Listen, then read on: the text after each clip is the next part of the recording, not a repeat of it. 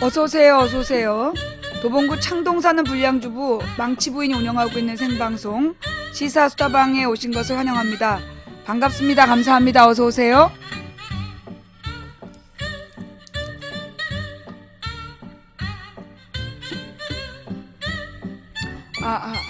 어서오세요, 어서오세요.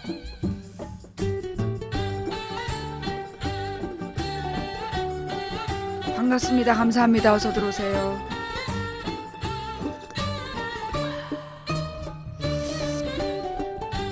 추천해주신 모든 분들께 감사드립니다. 1152분께 진심으로 감사를 드리고요. 그리고 후원해주신 모든 분들께 진심으로 감사를 드립니다. 어서오세요, 어서오세요. 예. 제 방송 보고 팬이 되셨어요? 어쩐 일로?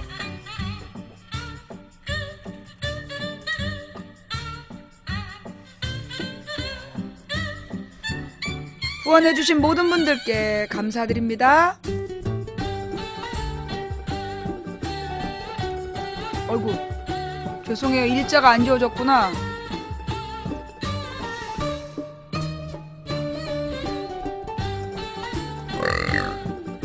미안.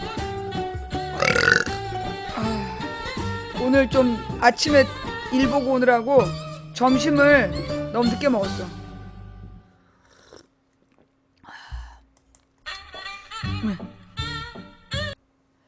어서오세요, 어서오세요. 망치부인입니다.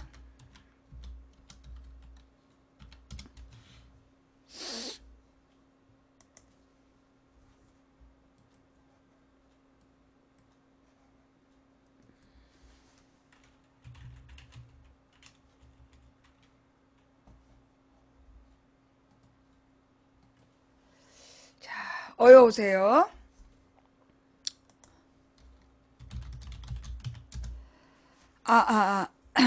미안해요. 후원해주신 모든 분들께 감사드리고, 제목 어저께랑 다른데요? 네. 저희가 반기문이 한국에 있는 동안 계속 이걸 바꿔다 할 거예요. 예. 반기문이 한국에 있는 동안에, 계속 이 내용으로 다룰 거예요. 예. 제목이 어제 제목이다. 어제하고 달라요. 예, 어제는, 동성결혼 찬성한 반기문! 이게 제목이었고, 오늘은 반기문은 동성결혼 찬성론자다! 예, 이게 달라요. 예. 국정원과 그 일당들이 계속해서, 그동안 박원순과 기타 등등 박원순과 더민주 의원들한테 동성애 찬성한다고 지랄하지만 않았으면, 예. 그러면 내가 이제 안 하지. 근데 그동안에 니네들이 얼마나 지랄을 떨었어. 그동안에 더민주 의원들이 차별금지법 찬성하는 게 동성애 찬성이라고 얼마나 지랄을 했어. 그러면 그렇게 지랄을 했으면 너네들 반기문이가 동성결혼 찬성을 합법화했는데, 동성결혼 찬성한 거에 대해서는 왜 침묵해? 나는 반기문이 우리나라에 나타나면 제목을 항상 이걸로 할 거야. 반기문이 우리나라에 나타나면 난 언제나 제목을 이걸로 할 거야. 그 다음, 너네 새누리 지지자들, 그동안에 더민주가 동성애를 찬성해서 찍으면 안 된다며. 총선 때 그랬어, 안 그랬어? 너네 총선 때 더민주 의원들이 동성애 찬성해서 절대 찍을 수 없다고 동네마다 교회에서 지랄 연병 생쇼를 해놓고 왜 반기문에 대해서는 대선 후보라고 지랄해? 왜 이렇게 앞뒤가 틀려? 니들이 그따위로 지랄하니까 내가 제목으로 다는 거야. 그러면 또 이런 얘기를 해요. 나한테 망치부인은 동성결혼에 대해서 찬성이냐 반대냐. 내가 대선 후보야? 아니 대선 후보한테나 물어봐. 왜 나한테 물어보고 지랄이야. 내가 대통령 출마할 때 알려줄게. 내가 만약에 대권 출마하게 되면 그때 가서 동성결혼에 대해서 찬성인지 반대인지 내 의견은 그때 가서 얘기하고, 지금은 내가 대통령 후보도 아닌데 나한테 무슨 생각하니 왜 물어봐.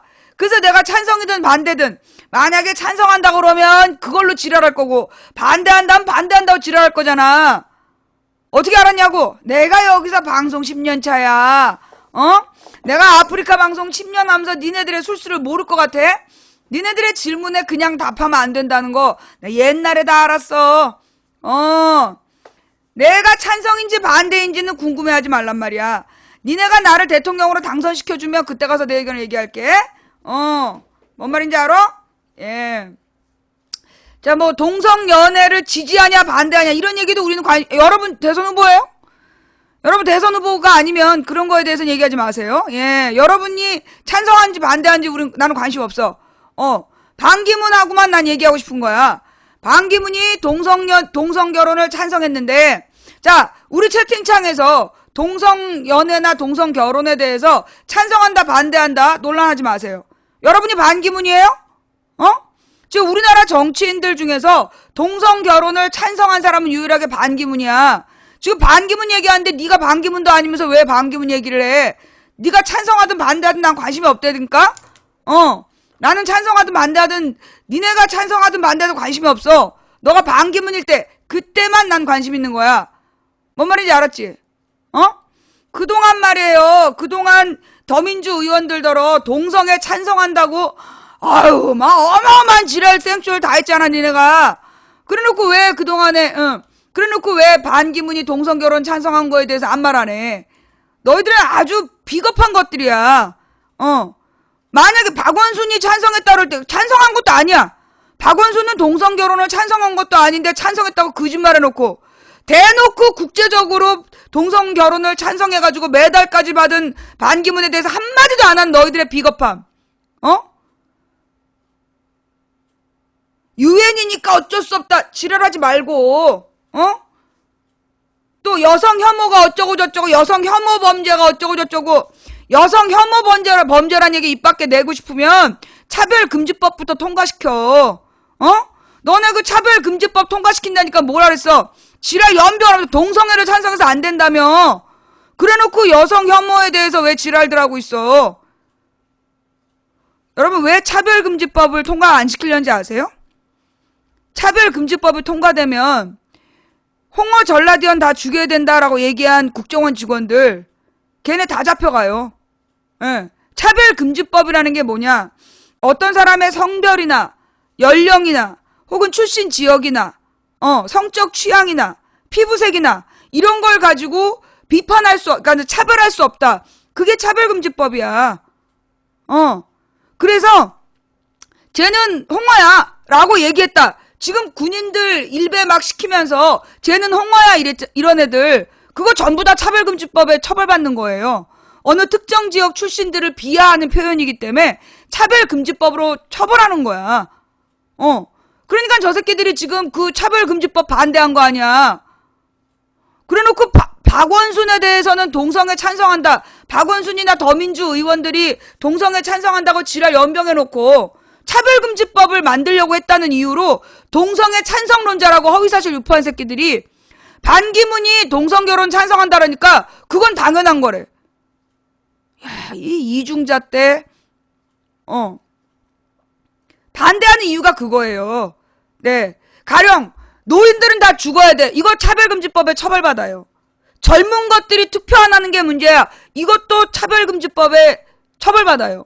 젊은 것, 노인, 여성, 남성, 여자가 남자가 지금 왜 이 차별금지법을 통과시킬 수 없냐 하면 여러분 생각해봐요. 지금 인터넷상에서 여자는 어쩌고 남자는 어쩌다 라고 얘기한 거 그거 다 차별금지법에 위반되는 거야. 성별로 갈라치는 거. 그러니까 얘네들이 차별금지법을 반대한 이유는 지네들이 지금 국민을 분열시키는 전술 영호남 갈라치고 세대 간에 갈라치고 남녀 간에 갈라치는 이거 차별금지법에 걸리는 거예요. 예. 그래서 이것들이 그렇죠. 장애인 차별 이것도 걸리는 거야. 가령 뭐 장애인을 비하하는 닉네임이나 장애인을 비하하는 표현이나 이거 차별금지법에 다 처벌받는 거야. 그러니까 자기네들이 지금 작업하고 있는 게 그게 인터넷상에서 그럼 왜 이 홍어 전라디언을 만들었냐? 실제로 홍어 전라디언이란 말을 만든 이유가 이거 심리학적이야. 심리전이야, 심리전. 뭐냐? 홍어 전라디언이란 표현으로 호남 사람들의 자부심을 완전히 꺾어버린 거예요. 비웃으면서 호남 사람들을 비웃는 표현으로. 그래서 옛날에는 사실 호남 사람들이 굉장히 자긍심이 있었어. 자기네들이 어떤 역사의 중심이고 민주화운동의 선봉장이라는 자부심이 있었는데 그 자부심을 홍어 전라디언이란 말로 짓밟아버린 거야. 그래서 그 얘기를 계속 듣다 보면 사람들이 우리가 전라도 사람이라는 거에 대해서 부끄럽게 생각하거나 아니면 기분 나쁘게 생각하는 그걸 만든 거예요. 그게 이놈들의 심리전이었는데 근데 만약에 차별금지법이 만들어지면 홍어 전라디언이라고 댓글 쓴 새끼들 전부 다 처벌받아야 돼. 그렇게 못 쓰게 된다는 거야. 지역차별 이거 못하게 되는 거야. 뭔 말인지 알겠어요? 네. 냄비 근성이라는 말은 어떤 누구를 차별하는 게 아니야. 이건 사람에 대한 차별을 처벌하는 거기 때문에, 예. 이 차별금지법이라는 건 UN 권고사항이에요. 그래서 만들려고 그랬는데 그걸 가지고 동성애를 찬성하는 거라고. 얼마나 지랄을 했어. 그동안. 그래놓고 반기문이는 동성결혼 찬성론자인데 거기에 대해서 침묵하면서 대통령 선거 대통령 후보 1등이라고. 야! 갤럽! 야, 한국갤럽! 여론조사할 때 질문에다 꼭 집어넣어. 동성결혼을 찬성한 반기문이 대통령 후보로 적합하다고 생각하느냐? 이렇게 물어봐. 사실 그대로. 있는 팩트대로. 그래서 몇 프로 나오는지 보자고. 이놈 새끼들. 박원순 시장에 대해서는 아주 의도적으로 거짓말하면서 문재인이 호남을 배척했다. 의도적으로 거짓말하면서 문재인이나 반기문에 대해서는 의도적으로 거짓말하면서 반기문에 대해서는 반기문은 동성결혼을 찬성한다고 대대적으로 연설을 하고 심지어 동성애자들한테 메달도 받았어. 그건 왜 침묵하냐고. 새끼들. 이것들은 아주 여론 조작의 달인들이에요. 옛날에 사실 이거 몰랐잖아. 옛날에 사람들이 제가 계속 얘기했지만 반복적으로 다시 한번 얘기할게요. 사실 우리 국민들은요. 초등학교 때부터 교육을 받아요. 뭐라고 교육받느냐? 신문 기사가는 글의 종류를 공부하는 거야. 국어 시간에. 그래서 소설 그러니까 이제 문학이죠. 문학 작품으로 이제 소설과 시 뭐 이런 것들이 있고 그다음에 뭐 소설, 시, 뭐 희곡 뭐 이런 것들이 있다. 그다음에 뭐가 있어? 그다음에 논설문 배워요. 주장하는 글. 그다음에 설명글, 설명하는 글에서 설명문 배우죠. 그래서 그 뭐 시, 소설 이런 뭐 수필 같은 문학 작품이 있다. 그거 말고 논리적인 글로 그 설명문하고 그다음에 논설문이 있다. 그럼 둘 다 논리적이어야 돼. 근데 설명문은 단순히 자기의 의견을 배제하고 설명만 하는 글이고 그다음에 논설문은 자신의 주장을 논리적으로 전개하는 글이에요. 그리고 나서 배우는 게 뭐야? 기사문이야. 그러면서 이 기사문은 뭐다? 정확한 정보 전달을 목적으로 쓰여진 글, 육하 원칙에 따라. 그러니까 모든 사람들이 신문 기사는 진실을 얘기한다. 뉴스 보도는 진실만 전달한다라고 믿게 세뇌시킨 거야.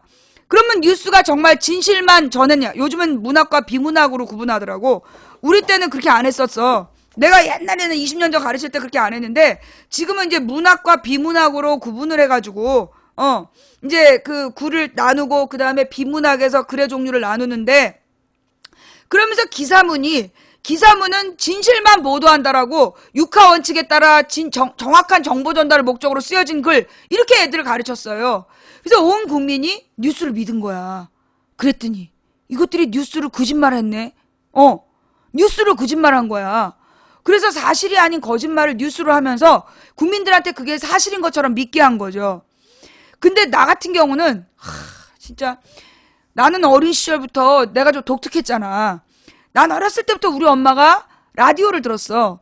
그 이유가 뭐냐면 우리 외할아버지가 우리 엄마한테 언젠가 그 집 거실에 앉아서 우주를 그러니까 세계의 소식을 다 들여다보는 시대가 올 거다. 그러니까 우리 엄마가 30년생이에요. 1930년생. 그래서 외할아버지가 돌아가신 게 39년이래. 38년에 돌아가셨다는 거야. 그러면 38년도에 이미 우리 외할아버지는 텔레비전이 이제 국민들한테 다 전파될 거라는 걸 이 양반이 알았던 거야.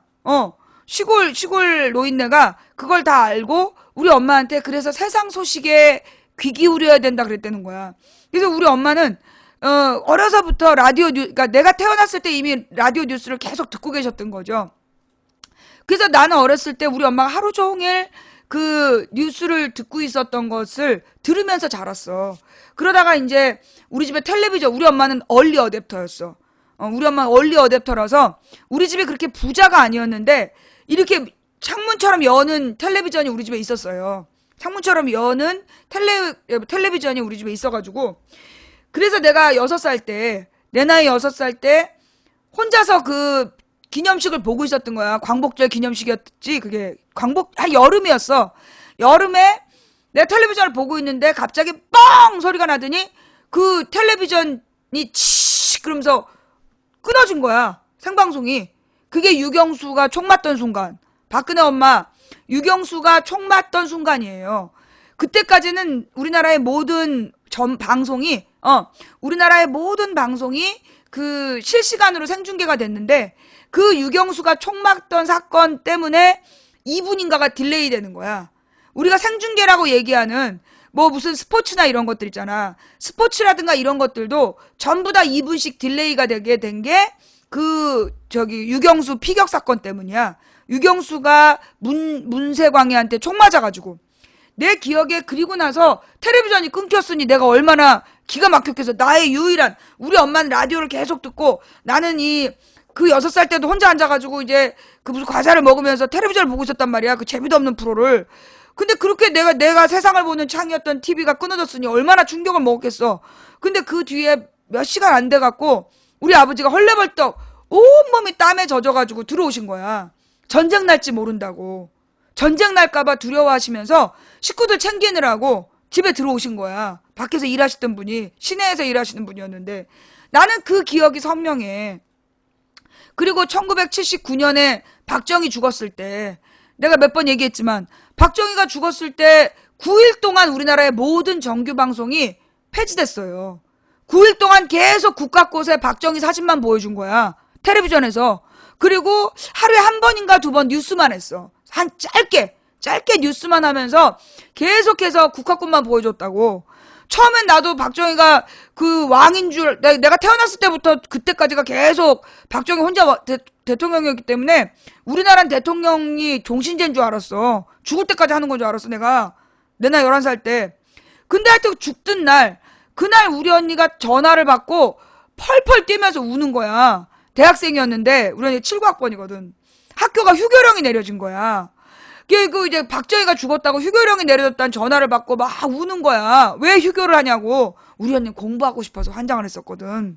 나 지금도 이해가 안 되는데 우리 언니는 또 공부를 하고 싶어가지고 왜 학교를 못 가게 하냐고 막 울고불고 그러는 거야. 그 옆에 내가 따라 울었잖아. 도대체 왜 초등학교는 휴교령이 안 내리냐고. 왜 국민학교였지. 왜 국민학교는 휴교령이 내리지 않는 거냐고 그 옆에서 같이 통곡을 했지만 우리 엄마가 자말 말고 학교 가라 그래갖고 내가 그날 너무 정신이 없어갖고 도시락통 만들고 학교를 갔잖아. 그래갖고 학교 거의 다 갔는데 선생님이 너 가방은 어쨌니? 그래가지고 도로 뛰어가가지고 가방 갖고 오느라고 유일하게 지각했던 날이 79년 10월 26일. 너무 정신이 없어갖고 경황이 없어서 내가 도시락통만 들고 학교를 갔던 내가 그 비극적인 날을 기억한다니까? 좌우지간 그랬어. 그리고 나서 9일 동안 이 서거방송이 나올 때, 9일 동안 서거방송 나올 때, 내가 이제 처음에는 그 캔디를 목요일 날마다 했던 걸로 기억나는데, 캔디가 한 번 결방된 거 이해했어. 그래, 왕이 죽었는데. 한 번은 참았지. 근데 두 주가 결방이 된 거야. 아무리 왕이 죽어도 그렇지! 애들이 일주일 동안에 그 30분짜리 캔디 보려고 얼마나 긴장하고 사는데 세상에 거기다 그때가 아주 중요한 시점이었어. 그 테리우스하고 수환이의 관계 때문에 캔디가 굉장히 당황하고 막 힘들어하는 매우 결정적인 순간이었는데 2주나 결방을 한 거야. 내가 그래서 그때부터 반정부의 길을 걸었어. 내가 그때부터 내가 반정부의 길을 걷게 된 게 11살 때 그 캔디를 2번 결방했을 때. 반 독재의 길이지. 아무리 왕이 죽어도 9일 동안 그 서거방송 안 된다. 그러는 건 아니다. 그게 내 11살에 내가 결심을 했고, 그 다음에 이제 12살에 우리 언니가 이제 대학생이고, 그러니까 이제 그때는 다 펜팔이라는 걸 했어. 근데 이제 이 광주 출신 친구들한테 편지를 받아가지고 그걸 읽고 나한테 얘기를 해준 거야. 지금 광주에서는 군인 경찰이 막 그 처녀들을 강간하고 죽이고 임산부에 배를 가르고 있다. 그리고 막 때려 죽이고 있고 총 쏴서 죽이고 있다. 이런 얘기를 맨날 하는 거야. 매일 밤. 내가 언니랑 같이 자는데. 그래고 내가 이제 수상하지, 아니 그렇게 큰일이 나고 전쟁이나 마찬가지인데 언론에 안 나와. 내 뉴스를 며칠 동안 봤단 말이야. 한마디도 안 나와. 그게 5.18이었어. 그래가지고 이제 내가 우리 엄마한테, 언니가 아무래도 미쳤다. 새벽부터 나가서 밤늦게까지 공부를 하니까 미치지 않겠냐. 아무래도 기가 허해 보이니까 약밥을 해주라고. 그래서 왜 저기 있잖아요. 대추 넣고 밥 넣고 잣 넣고 그리고 이렇게 그 카라멜로 이렇게 입힌 약밥이라는 게 있어. 그거 해주라고 내가, 그래서 우리 엄마가 그걸 하면서 날 막 째려봤던 게 기억난다니까. 그래서 난 이제 우리 언니가 미친 줄 알고 있었는데 5월 말로 기억나. 그때 텔레비전에서 지금 인터넷이 그때 없었으니까 지금 세간에 유언비어가 떠돌고 있다. 그러면서 광주에서 간첩들이 북파 간첩들이 북한에서 온 남파 간첩들이 선동을 해서 소요 사태가 있었지만 군인 경찰이 다 진압을 했다고. 그런데 관련한 유언비어가 떠돌고 있으니까 국민 여러분은 거기에 동요하지 말라 이러면서 뉴스가 나오는 걸 내가 봤어. 내 12살 때. 나는 그때부터 우리나라 뉴스를 안 믿었어요. 난 아무래도 천재였어. 영재. 뉴스의 영재. 이 뉴스의 영재였던 거야. 12살 때부터 내가 우리나라의 뉴스가 거짓말 하는구나. 그걸 내가 딱 알았다니까. 그리고 이제 그 전두환이 우리나라를 지배하던 시절에, 예, 내가 그 고등학교 2학년 때야. 정치 경제를 배우면서 질문을 했다니까. 선생님, 공산주의는 경제체제고 민주주의는 정치체제인데 왜 우리는 민주주의와 공산주의라고 가르치냐, 이런 질문을 했어. 그랬더니 선생님이 답변을 안 하고 교과서로 부채질을 하더라고. 근데 마침 나는 이제 그 다음 질문이 준비되어 있었는데 선생님이 교과서로 부채질하면서 왜 그런 질문을 막 이러는 거야. 내가 이제 사전을 찾아보니까 공산주의는 경제체제, 민주주의는 어떠한 정치체제. 그러면 이제 나는 공산주의는 이 똑같이 공동 생산해서 공동 분배한다는 게 인간의 욕심을 통제하기 위해서 그 독재 체제를 할 수밖에 없기 때문에 공산주의는 독재를 바탕으로 하는 거 아니냐. 그러니까 독재와 민주주의가 반대가 아니냐라는 질문을 하고 싶었어. 추가 질문을. 선생님이 교과서로 부채질만 하면서 안 가르쳐 주더라고. 근데 종이 딱 치고 나서 선생님 방금 그 학생 데리고 교무실로 오십시오. 우리 그 교실 앞에 스피커에서 울리는 거야. 나는 방송사고인 줄 알았지. 아니 51개 반에서 어느 반 선생님한테 얘기한 거야. 막 낄낄거면서 비웃었어요. 근데 사회선생님 너 잠깐 따라오래. 그게 나였어. 그때는 몰라. 나중에 시간이 지난 다음에 내가 그게 그거였구나가 알게 된 거지. 갔더니 어떤 선생님이 나한테 저기 집에 대학생 있냐? 그 없는데요? 그랬더니만 그럼 너 교회 무슨 교회 다니냐? 다닌다. 근데 사실 이제 움찔했지. 고2 때부터 안 나갔는데 교회 가긴 간다. 중고등부 학생부 예배를 드리느냐? 그래서 아니다. 난 일반 예배를 드린다. 그러니까 이제 마지막 질문이 그럼 혹시 서클에 가입했냐? 나는 서클이란 말 처음 들었어. 소쿨이요? 그랬더니 됐다 가라. 그래가지고 소쿨이가 뭘까? 그땐 이제 막 무슨 누리다니니 뭐니 이런 게 막 생길 때였거든. 그래서 어떤 순수 한글로 이야기하는 뭔가 있나 보다. 그래서 소쿠리가 뭘까? 뭔가 이렇게 다 담아낸다는 그런 우리 전통적인 어떤 그 단체인가? 뭐 이런 생각을 하면서 나오는데 다음 주임 선생님 또 불러. 똑같은 질문을 해. 맨 마지막에 또 소쿠리를 물어봐. 도대체 소쿠리가 뭐냐? 그랬더니만 됐다 너 가라. 그러더니만 세 번째는 그 체육주임 선생님이 너 안 되겠다고 상담실로 가자는 거야. 아니 도대체 나하고 상담 뭐 할 게 있냐면서 쭈려쭈려 따라가는데 그때 다른 선생님이 아유 걔 진짜 교회하고 학교하고 집 밖에 모르는 애라고. 그래갖고 나를 올라가라 해서 올라왔어. 내가 그날 겪은 일이 뭔지 몰랐어. 나중에 대학 가서 그게 안 거야. 그 뭔 일인지. 그게 도청을 한 거야. 그 당시에는 전두환 때는, 박정희 전두환 때 스피커가 있는 교실에 쌍방향으로, 그러니까 여러분들이 왜 중고등학교 때 자율학습할 때, 그때 그 몇 학년 몇 반 조용해! 이러면서 방송 나올 때 있잖아요. 학교에서 자율학습하고 있는데 막 떠들었어. 그러자 스피커 딱 켜지고 몇 반 조용히 안 해? 그런 경험 있죠. 그게 쌍방향 도청이 된 거야. 그게 쌍방향 도청인 거예요. 그 반이 떠드는 거 어떻게 알겠어. 그게 왜 그랬냐면 군부 독재 시절에 사회 선생님들이 애들을 의식화할까봐, 민주주의를 교육할까봐 쌍방향으로 도청을 했던 거야. 그게 내가 그 다녔던 고등학교 시절이야. 그리고 87년에 우리 엄마가 심장병으로 이제 돌아가신다, 막 이런 상황이었어. 그리고 서울대병원을 내가 매일 갔단 말이야. 그러다가 우리 엄마 서울대병원에서 돌아가신다고 나오라고 그래가지고 이제 집으로 모시고 가라, 돌아가신다. 그랬는데 연대병원으로, 연대 이제 그 무슨 심원음이라는 심장 전문의가 나타났다. 그래서 심혈관 센터라는 게 만들어지던 시점이야. 그래서 우리 엄마가 거의 초기 환자였단 말이야. 그래서 이제 연대병원으로 우리 엄마가 입원을 하게 되고, 그래서 내가 연대병원으로 우리 엄마를 보러 다녔단 말이야. 그러다가 육식항쟁이 터지는 거야. 그때 막 응급실 왔다 갔다 하는 길에 막 눈물 콧물 흘려갖고 얼굴에 그냥 그 꾸정물이 줄줄 흐르는 여자가 막 이한열을 지켜달라고, 이한열 하구를 지켜달라고 지금 경찰이 우리 그 이한열 하구를 찬탈하러 오려고 그런다고 막 울고불고 막 그러는 거야. 도대체 무슨 일인가. 그리고 집에 가는 길에 버스 안에서 막 최루탄 냄새를 맡고 죽을 뻔했어. 내가 최루탄 가스 그냥 뭔지 모르고 막 자욱해. 그때 바람을 싹 타고 버스 안으로 들어오는데 내가 여기서 죽겠구나 싶더라니까. 그렇게 내가 최루가스를 처음 맡았어. 그리고 88년에 복학을 해서 노무현이 소리 지르는 걸 처음 봤고, 그러니까 그리고 89년도에 봄에 임수경이가 북한을 가고, 나는 진짜 매 순간, 내가 포레스트 검프를 보면서 나랑 똑같다. 나중에 생각해보니까 그런 것 같아. 나는 모든 역사 현장에 거기 있었어. 87년 60항쟁 때도 길거리에서 최루탄 가스 먹고 죽을 뻔했지.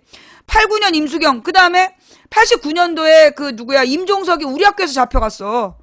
그 우리 학교에서 잡혀갈 때 그 전날 밤에 총학생회장이 학우들 남아서 지켜달라는 거야, 학교를.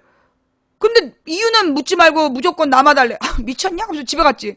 그랬더니만 그 다음날 임종석이가 우리 학교에서 잡혀갔다. 내가 얼마나 민망했겠어. 뭐 그런 얘기. 그러니까 나는 그 시절에, 그 다음에 내가 그 한총련이 만들어질 때, 그때 우리 학교에서 한총련 만드는 총회를 했어. 경희대에서. 그리고 3박 4일 동안 애들 안 내보내고, 2박 3일인가 3박 4일 동안 모든 단대생들을 묶어두고선 안 내보내는 거야. 한총련에 동의해줄 때까지.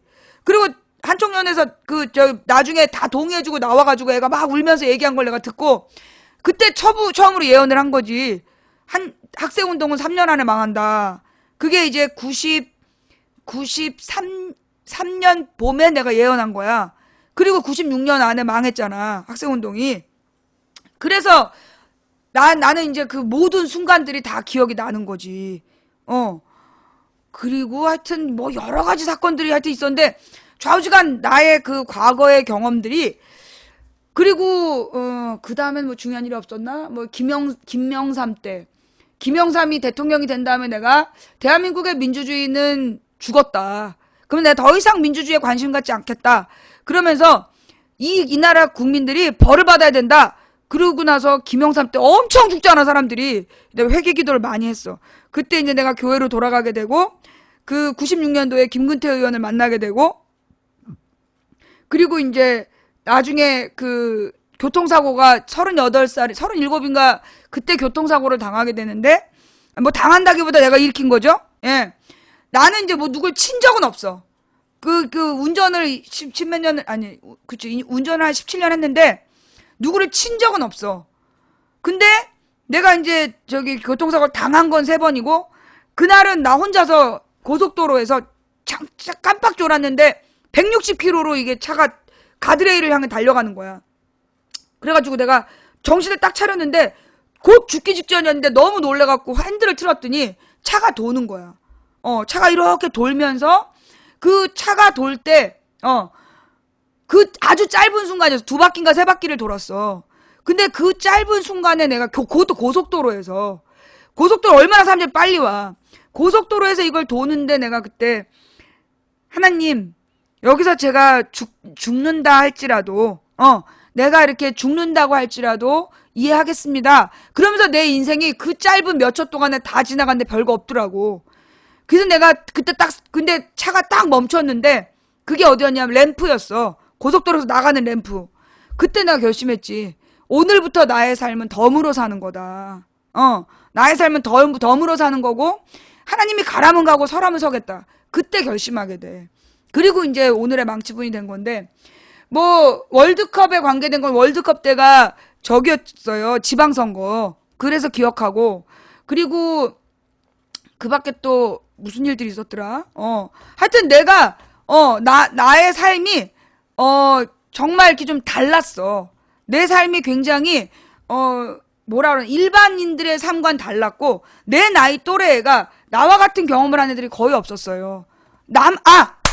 80 그게 5년인가 6년이야. 85년인가 6년이었는데 그때 내가 반장이었어. 그때 이제 그 댐 만든다고 평화의 댐을 건설한다고 1,000원씩 내라 그런 거야. 그러면 80년대 1,000원이면요 지금 돈으로 치면 10,000원 돈이었어요. 그때 그 1,000원을 다 내라 그래갖고 내가 또 우리 반 애들한테 신뢰를 받아서 1,000원을 다 걷었어. 근데 딱 한 명이 안 내는 거야. 그래서 전두환 개새끼 막 이러면서 그 전두환 군인 그 군바리 새끼가 거짓말 치는 거라고. 이거 내면 안 된다는 거야. 또 여자애가 얘가 왜 이러냐 그랬어. 근데 그래갖고 이제 나중에 마지막 날이었고 돈을 다 냈는데 한 명이 모자라니까 선생님이 왜 한 명이 모자라냐. 그래서 친구인데 돈이 없는 것 같다. 그래서 이제 한 명이 안 냈다. 걔 오래는 거야. 걔 불러오래. 그래갖고 내가 가서 야 너 선생님이 부르신다. 그 1,000원 안 낸 것 때문에. 그냥 그 여자애가 그리고 1,000원을 딱 주더라고. 그래서 갖다 냈어. 그게 평화의 댐 사건이야. 나중에 알고 보니까 걔네 형제 중에 오빠인가 언닌가가 건대항쟁으로 구속된 사람이야. 86년 건대항쟁에 그 언닌가 오빠인가가 구속이 된 거야. 1900 몇 명 중에. 그러니까 얘는 지 언니 오빠한테 그걸 들어가지고 언닌지 오빠인지.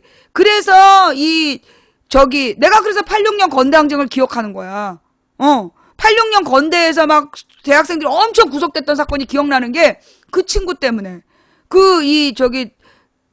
돈 안 낸다고 버텼던 애 형제가 그 사건에 구속됐다는 얘기를 나중에 전해 들었거든. 그래서 기억을 하고. 그리고 이제 88년 청문회도 그렇고 뭐 하여튼 내 인생이 남달랐어. 그래서 지금 생각하긴 그래요. 하나님께서 나를 뉴스의 장인으로 키우셨구나. 그리고 이제 내가 어떻게 보면 2004년에 김근태 의원의 정치연구소에 들어가게 된 사건. 그러니까 노무현 대통령 탄핵 때문에 내가 네티즌이 돼. 그전에는 난 인터넷을 몰랐어. 나는 컴퓨터는 워드 프로세서용으로 썼지 그걸로 인터넷을 한다는 건 상상도 못했어요. 그랬는데 노무현 대통령이 탄핵을 당하니까 이게 뭔 개소리지? 이래가지고 내가 뉴스를 읽기 위해서 네이버를 처음 들어가게 되고 그리고 네이버에서 뉴스를 읽다 보니까 뭐 노사모들이 반대한다 이러는 거예요. 노사모가 뭐야? 노사모 치고 들어가고 그 다음에 노사모 게시판을 다 읽다 보니까 서프라이즈라는 게 나와. 서프라이즈 뭐야? 서프라이즈 들어가고 그 다음에 딴지일보가 나와. 딴지일보 뭐야? 그래서 내가 네티즌이 되는 거야. 그리고 나서 그 총선 때 선거운동을 하고 2004년 총선 때 그때 정동영이 정말 매 순간 기억나. 정동영이 그때 그러니까 우리 그러니까 2002년도에 홍삼 트리오 사건으로 우리 남편이 구의원 그 2번째 구의원 나갈 때 그 개고생했던 거. 그래서 뉴스가 그때 막 거짓말로 했었잖아. 그러면서 막 동교동계가 부정부패 주범인데 이걸 홍삼 트리오가 잘못했다 하면서 김대중 대통령의 자식들이 무슨 부정부패 주범인 것처럼 보도했었던 그게 2002년이었어. 기억나? 선거 때라. 그 다음에 2004년에 내가 그 김근태 의원 선거운동을 하는데 정동영이 노인 폄하 발언을 한 거야. 노인 폄하 발언을 해가지고 김근태 의원이 자기 선거운동을 딱 30분밖에 못해. 전국에서 정동영 못 오게 하고 김근태 의원더러 와서 지원 유세해달라 그래갖고 전국을 도느라고 자기 선거운동을 30분밖에 못해. 맨 마지막 날 9시에 우리가 마이크가 꺼지는데 9시 반에 왔어, 지방에서. 더 기가 막힌 게 뭐냐? 왔는데 말을 못해. 목을 다 써갖고 소리가 안 나는 거야. 내가 그게 너무 생생히 기억이 나. 나 진짜 역사의 모든 순간에 그러니까 그 선거는 나 혼자 선거운동 한 거지. 아니야, 나 혼자가 아니라 그때 강원도 춘천 나온 허영 있죠. 강원도 춘천에 국회의원 후보 나온 허영. 김진태 동네에 허영이랑 나랑 둘이서 선거운동을 한 거야. 허영이랑 나랑 둘이서 선거운동을 했던 그 친구가 허영이야. 그래갖고 이제 그 선거운동을 하면서 그때 막 이 노무현 대통령 탄핵 광풍 속에 선거운동을 했고 그 선거운동하는 과정에서 노인 폄하 발언으로 막 선거가 위기에 처했다가 나중에 그 노무현 대통령이 선거 전날 그러니까는 내일이 선거인데 그저께 그러니까는 내일이 선거면 어젯밤에 뉴스에 나와. 그 청와대 뒷산에 서가지고 봄은 왔는데 참 봄을 느낄 수가 없네요 하면서 쩝쩝거리는 게 뉴스에 딱 나와. 그날까지 사람들이 투표를 안 할 것 같았고 계속해서 막 그 한나라당 애들이 앞서 나가는 분위기였어. 그런데 그 뉴스가 나온 다음 날 어머 길에서 사람들이 다 이러고 가는 거야. 3번 찍을 거라고. 난 그날 너무 기억나. 전부 다 막 이러면서 막 3번이 이긴다. 출근 시간 전철역에서 내가 눈물이 벅차오르는 거야. 막 3번이 이길 거라는 얘기를 막 하면서 갈 때 열린우리당이었거든 그때. 국민의당이 아니라 3번이 이길 거라는 그 얘기를 막 하면서 갔던 게 나는 지금도 기억이 나. 그러니까 그 2004년 선거운동도 그래서 기억이 나고 그리고 2006년에 남편이 구의원 선거 3번째 나갔는데 박근혜 칼침 사건. 진짜 남다르지? 우리 남편이요. 그때 이제 2번째 구의원을 할 때 31살 나이에 최연소 구의회 의장이 된 거야. 그러니까 그 지방선거의 역사상 31세가 지방의회 의장이 된 적이 없었어. 근데 우리 신랑이 31살에 의장이 된 거야. 그리고 전국에서 가장 잘한 구의원이라는 상까지 받았어. 그런데 세상에 그 선거에서 지역에서 3명 구의원 뽑는데 3등 했다니까. 박근혜 칼침 사건 때문에. 내가 그 박근혜 칼침 사건 때문에 당한 거 선명히 기억나. 그러니까 그때 그 뉴스니 뭐니 이런 게 내가 다 기억나는 게 나는 현장에 있었거든. 그때 이제 나는 박근혜 칼침 사건이 있을 줄 몰랐지만 우리 남편한테 그 2005년에 당신이 내년에 시의원 나가면 떨어진다. 구의원 나가면 붙고 시의원은 떨어진다. 그러면 차라리 떨어질 거면 그냥 구청장 나가 떨어지고 시의원하고 경쟁하지 마라. 시의원 후보하고. 그래서 남편이 시의원을 양보하고 구의원을 나갔어. 결국은 그때 전부 다 떨어지고 구의원만 된 거야. 몇 명 살아남은 한 명이 우리 신랑이었던 거야. 그랬지. 그 다음에 이제 2008년 지방선거 때 김근태 의원이 신지호한테 800표 차이로 질 때. 그때 그 민노당 후보들한테 내가 막 울면서 얘기했던 거. 모든 순간이 난 기억이 나는 거야. 모든 순간이. 2008년, 그 다음에 2010년, 그래서 지방선거 때, 그때 내가 모든 언론과 다른 얘기를 하잖아. 한명숙이 17에서 22% 준다 그럴 때, 거짓말이다! 박빙이다! 현장은 박빙이다. 여러분이 투표하면 이긴다. 결국 딱 모든 여론조사 기관이 17에서 22% 이긴다고, 오세훈이 이길 거라고 개뻥을 쳤을 때, 내가 거짓말이라고 얘기했고, 선거 결과는 내 말이 맞았어. 그렇게 시작을 했지. 2012년에 나의 예언들, 그 다음에 2014년 이 천안함 사태, 그리고 2016년 오늘까지, 이번 2016년 총선 이야기까지.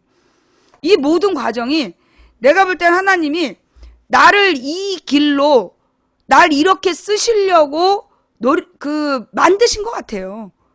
나의 삶이 일반인의 삶이 아니야. 그러니까 나의 삶이 일반인의 삶이 아닌 것 같아. 내가 볼 땐 내 나이 또래의 여자들 중에 여자건 남자건 나 같은 삶을 산 사람이 없어. 그게 나는 정말 이 시사 방송을 하도록 만들어진, 그러니까 키워진 인물인 것 같아. 하나님께서 창조하실 때, 아, 얘는 이런 시사 방송을 하도록 창조하신 것 같아. 내가 볼 땐 그래. 내 경험들이라든가, 그러니까 여러분들이 아마 이런 얘기를 여러 군데서 들었겠지만, 왠지 내 얘기가 생생한 이유는 뭐냐? 다 내가 겪은 거야. 그죠? 여러분이 관련된 이야기들 신문 기사로 읽거나 무슨 뭐 책에서 읽거나 그러셨잖아.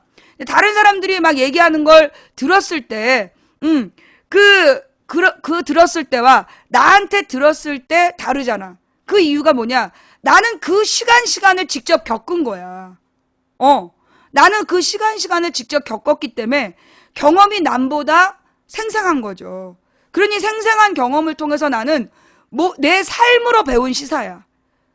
이게 시사 방송을 하는 많은 사람들이 있지만 내가 다른 사람들하고 다른 건 나는 삶을 통해서 시사, 특히 시사 중에서도 언론의 문제점. 나는, 그러니까 나의 모든, 나와 시사의 관계는 결국은 뭐냐? 언론의 허울을 깨는 게 내 역할인 것 같아. 나의 사명은 뭐 역사를 바로 세운다든가 뭐 그런 게 아니라 나의 소망은, 나의 사명은 언론의 거짓말, 언론이 진실을 보도하지 않는다는 것을 알려내고 바른 언론을 수립하는 게 내 사명인 것 같아. 내가 나의 사명은 뭐라 그러나 비뚤어진 이 땅의 언론 현실을 잘못된 왜곡된 언론의 현실을 알려내고 그리고 올바른 언론상을 세워내기 위한 목적으로 하나님께서 나를 쓰시는 것 같다. 물론 옛날 1970년대까지만 하더라도 뭐 맨 처음에 한겨레 신문이 나왔을 때까지만 하더라도 진정한 언론인이 있었어요. 그런데 이 언론들이 나중에 90년대부터 무슨 문제가 생기느냐? 결국 자본의 힘, 대주주의 욕심에 언론들이 언론의 기능을 상실한 거야. 내가 기가 막힌 얘기를 들었어. 왜 모든 언론이 롯데마트, 이마트, 홈플러스가 가습기 살균제 팔았다는 걸 보도하지 않는가? 광고 때문이래. 이마트, 롯데마트 이런 데에서 광고를 받아야 되니까, 대기업에서 광고를 받아야 되니까 옥시만 까댄 거야. 이번에 이 가습기 살균제 문제를 사실은 이게 이마트, 롯데마트에서 자기네 PB 제품으로 팔았어. 그러면 결국 지네들도 공범이잖아. 그죠? 근데 그 롯데마트나 이마트에 대한 책임을 묻거나 무한 책임을 지란 기사를 안 쓴 이유가 언론사에서 뭘 받기 때문에? 광고를 받기 때문에. 광고주들한테 돈을 받아야 되니까 그래서 광고주인 대기업을 비판하지 못하는 언론. 그래서 지금 이 가습기 살균제 문제를 그동안 전부 다 침묵해왔다는 거야. 지금 이제 와서 언론에 보도하지만 전부 옥시만 치고 있잖아. 실제로 이건 옥시만이 아니야. 애경도 죄를 저질렀고 롯데마트, 이마트, 홈플러스가 가습기 살균제를 PB 제품으로 팔았어. 그럼 공범들이야. 근데 왜 롯데마트, 이마트, 홈플러스에다가 무한 책임을 지란 얘기는 안 하냔 말이야. 그리고 옥시 문제도 실제로는 이게 앞으로도 수십만 환자가 나타날 수 있으니 무한 책임을 져야 된다라고 보도해야 되는데 아무도 그렇게 보도하지 않아. 아무도 그렇게 보도하지 않는 이유가 뭐냐? 결국 광고주들 때문에. 그 광고주들이 언론도 쥐고 흔들어요. 가령 드라마에서 정부를 비판적인 드라마가 나오잖아. 광고를 안 해. 광고를 끊어버려. 그럼 드라마 제작비가 없잖아. 그래서 드라마들이 재벌을 미화하는 드라마를 만들고 그리고 이 드라마들이 그 정부에 충성하는 그런 내용으로 나와야 기자들이 막 띄워주면서 풀어주는 이게 시청률 1위를 만들어주고 시청률 1위라는 이름을 팔아서 다른 나라에 판매하고 그런 식으로 한다는 거죠. 예. 결국은 지금 이 땅의 언론이 돈의 지배를 받고 있는데 사실 이 돈은 사탄과 같다. 여러분 혹시 그런 경험이 있는지 모르겠지만 돈은요 많이 들어오잖아요. 그러면 반드시 재앙이 같이 와요. 내가 돈을 벌어볼 때 보니까 그렇더라고. 돈이 많이 들어오면 반드시 나갈 일이 생겨. 반드시 나갈 일이 있어. 그러니까 돈을 한꺼번에 많이 쓸 일이 있다는 건 좋은 일은 아니잖아. 그래서 내가 나는 꼭 하나님한테 필요한 만큼만 기도해. 필요한 만큼만 기도하고 딱 필요한 만큼을 주셔요. 그러니까 이게 습관이 되니까 어떤 마음이냐? 내일에 대한 두려움이 없는 거야. 이게 만약에 굶어 죽으면 어떡하지? 뭐 이런 걱정이 없는 거야. 하나님께서 내게 꼭 필요한 부분을 채워주시니 내가 재물에 매여 있지 않게 된 거죠. 예, 재물에 매여 있지 않고 그 물질 이외, 돈 이외의 것에 더 많은 관심을 갖게 되는 거죠. 예, 소유할 줄 알아야 소유의 맛도 알 것 같아. 근데 대부분은요, 사람들이 내가 볼 때 참 이상한 건데 돈이 없다고 늘 전전긍긍하잖아요. 그럼 언제나 돈이 없어요. 언제나 모자라요. 그럼 이 사람은 절대적으로 돈이 없냐? 그렇지가 않더라는 거야. 나름대로 돈이 들어오는데 쓸데없는 데 써. 돈을 낭비를 해. 낭비는 낭비대로 하면서 늘 돈이 없다고 전전긍긍해. 그런데 돈 때문에 신경 안 쓰는 사람들 보잖아요. 그러면 자기가 가진 되게 조금의 돈으로도 되게 만족하고 살아. 그런 사람들은 돈이 늘어나도 돈이 늘어나도 다 제때 잘 써. 소득이 늘어나도 제대로 쓸 때 돈이 늘어나더라고. 돈이라는 게 결국은 뭐냐? 있는 돈을 제대로 쓰지 못하면 필요한 만큼 안 주세요. 있는 돈을 규모 있게 쓰는 습관이 안 돼 있으면 하나님께서 그 사람한테 돈을 많이 주시지 않아요. 근데 이 사람이 자기가 가진 돈이 100원이 있다. 근데 내 옆에 누가 굶고 있다. 그럼 20, 30원에서 50원을 나눠주는 사람한테는 하나님이 얘는 돈을 두 배 줘야 되겠다. 왜? 가난한 사람들한테 나눠주니까. 그래서 여러분, 남들한테 많이 나눠주는 사람들 있잖아. 남을 돕고 나눠주는 사람은 늘 넉넉해요. 남한테 이렇게 나눠주는 사람들은 늘 넉넉해요. 모자라지 않아요. 근데 악착같이 그 돈을 모아야 된다는 사람들은 늘 부족해. 늘 그 인생이 초라하고 그래갖고 그렇게 돈을 모아놓고 돈을 다 모아놓고 죽어. 그래서 자식들이 그 돈 놓고 서로 싸우다가 살인나고 그렇게 돼. 그러니까 우리 이제 성경에 보면 그런 말이 있어요. 자녀들에게 무엇을 기업으로 줄 거냐. 성경에서 말하는 기업이란 얘기는 뭐냐면 유산으로 물려줄 자기의 지분이란 뜻이야. 내 것을 자녀들에게 물려줄 것, 그걸 기업이라 그래. 자녀들에게 무엇을 기업으로 물려주어야 하느냐. 그러면 많은 재물을 물려주는 것보다 뭘 물려줘야 되냐? 믿음. 하나님이 어떤 분이신지에 대한 그 믿음을 물려주는 것이 가장 훌륭한 기업이다. 믿음을 기업으로 물려주라는 그 말이 나는 참 맞는 것 같아요. 예. 내가 살아보니까 딸에게 제일 필요한 것은, 우리 자녀들에게 제일 필요한 것은, 사실 지금 우리 국민들이 굉장히 많이 우울한 이유는 뭐예요? 내일도 불행할 거야. 아무리 노력해도 내 삶은 나아지지 않아. 예. 아무리 노력해도 내 삶은 나아지지 않아라는 생각을 하기 때문에 우울하고 병에 걸리잖아요. 그죠? 아무리 노력해도 내 삶이 나아지지 않을 거라는 생각에서 오는 그 분노가 주는 좌절감. 아니야. 좌절감에서 오는 분노. 우울증이 뭐냐? 우울증이라는 게 뭐냐면 아무리 노력해도 상황이 바뀌지 않을 거라는 절망감에서 오는 분노. 이게 우울증이래요. 예. 그러니까 아무리 노력해도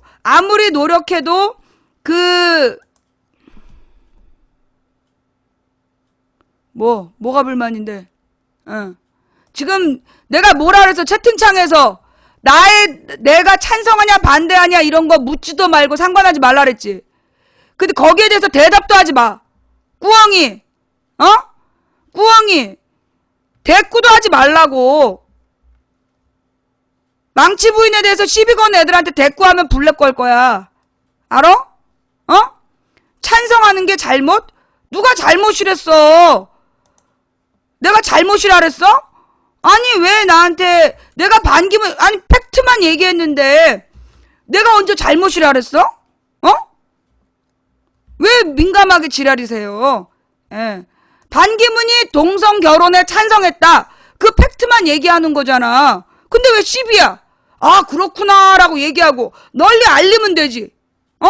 왜 시비를 걸어? 반기문이 동성 결혼을 찬성한 사람이다. 그냥 그 팩트를 널리 알리려고 내가 제목으로 쓴 건데 왜 시비를 걸어? 그리고 니들이 동성애에 찬성하냐 반대하냐 쓸 필요 없어. 반기문이 찬성했다. 이게 팩트다. 이거만 알면 되는 거야. 시비 걸지 마. 자, 하던 얘기 마저 하면 그래서요. 실제로 어떤 사람이 내가 그랬잖아. 내가 영업할 때 100억을 가진 자산가를 소개받아서 만나러 갔더니 아주 낡아 빠진 작업복을 입고 자기 공장에서 일하는 노동자들을 보면서 밥벌레 새끼들이라고 부르더라고. 그러면서 이 공장을 때려부시고 여기다 모텔을 지으면 훨씬 부자가 될 텐데 그런 얘기를 하는 거야. 그걸 보면서 내가 돈을 벌어야 되겠다는 생각을 버렸어요. 아 돈이라는 거. 그래서 아니 사장님께서는 돈이 100억이나 있으시다면서 돈이 모자라세요? 그랬더니 나는 그때 표정이 바뀌는 거야. 아득한 표정으로 나는 돈이 조금만 더 있었으면 좋겠어. 그때 내가 본 건 딱 골룸이었어. 골룸의 눈빛으로 돈이 조금만 더 있었으면 좋겠대. 그러니까 돈이 아무리 많아도요. 돈 생기면 남을 도와야지. 이런 사람들은 돈이 아무리 늘어나도 안 도와. 지금 자기가 가진 걸 나눠줄 수 있는 사람은 돈이 얼마가 있든 나눠요. 근데 나중에 내가 돈 많이 벌면 가난한 사람들을 돕겠다. 그 사람은 절대 못 도와. 하나님께서 그런 사람에게 돈 안 주셔요. 근데 자기가 가진 것을 생각 없이 막 나눠주고 이런 사람들한테는 하나님께서 복을 주시지만 내가 부자가 되면 남을 돕겠다. 그 사람들은 절대 남을 안 도와. 왜? 그 다음에 돈이 생기면 일단 자기가 필요한 걸 다 쓰고 나서 남는 돈을 원하는데 돈은 남지 않거든. 언제나 필요에 따라 주기 때문에. 그래서 이 돈이 남으면 나중에 그건 의미가 없어요. 그리고 이 돈이라는 건 실제로 왜 한 달에 뭐 100만 원 갖고 내 식구가 사는 집 처참할 것 같잖아. 근데 그 집에서도 행복할 수 있다? 근데 이 사람들이 근데 1000만 원을 쓰면서도 행복하지 않은 집이 있어. 결국은 뭐냐? 돈의 양에 따라서 행복과 불행이 결정되는 게 아니에요. 예. 결국은 뭐 내 마음 자세에 달려있는 거야.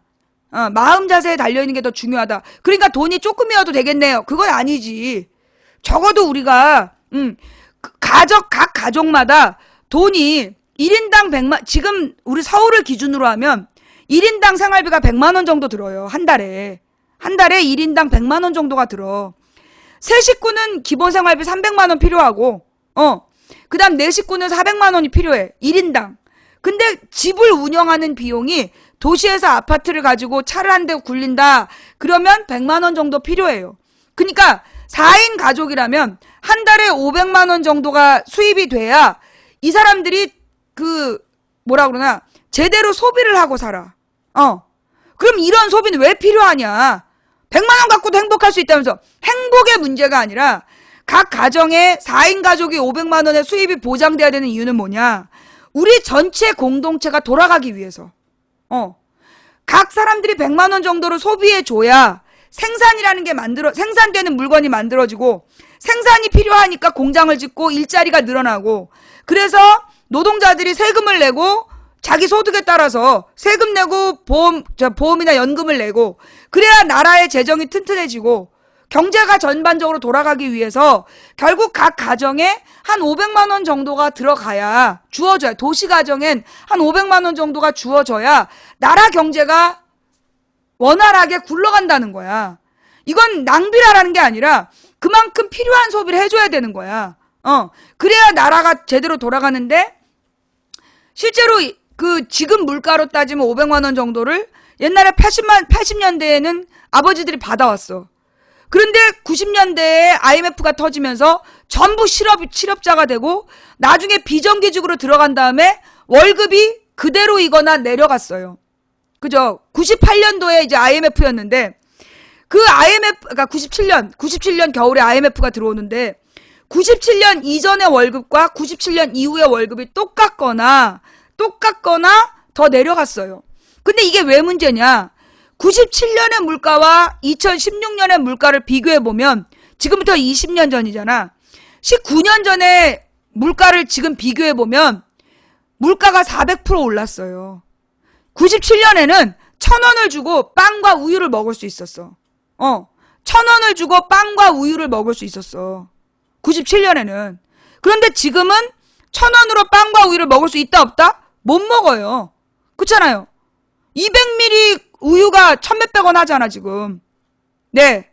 200ml 우유가 1,000몇백 원을 하고 그리고 그 빵도 보통 1,000원 넘어야지 먹을만 하잖아. 예.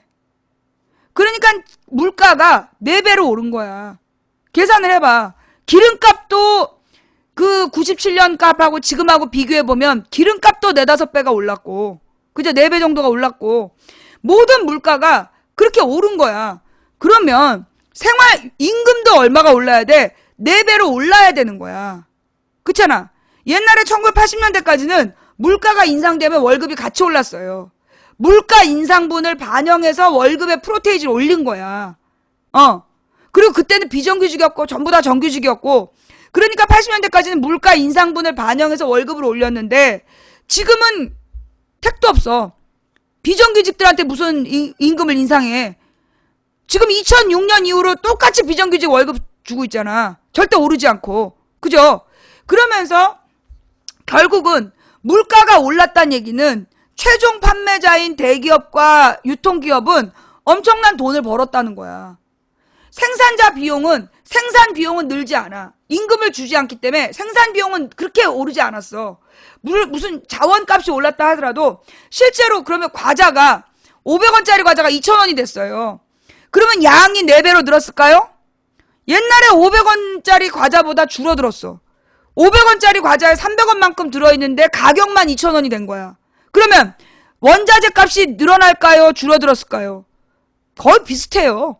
원자재 값 늘어나지 않아요. 근데 뭐만 포장이 늘어나면서 결국 그 나머지 150%가 아니지 350%가 누구 주둥이로 들어간 거야. 300%지. 300%가 결국 대기업과 유통업자에게 들어간 거야. 유통마트에게. 그러니까 우리의 경제가 이렇게 어려워지고 그래서 우리 국민들이 스스로 소비 능력이 사라지니까 소비를 못하게 되니까 나라 경제가 스톱을 한 거죠. 제가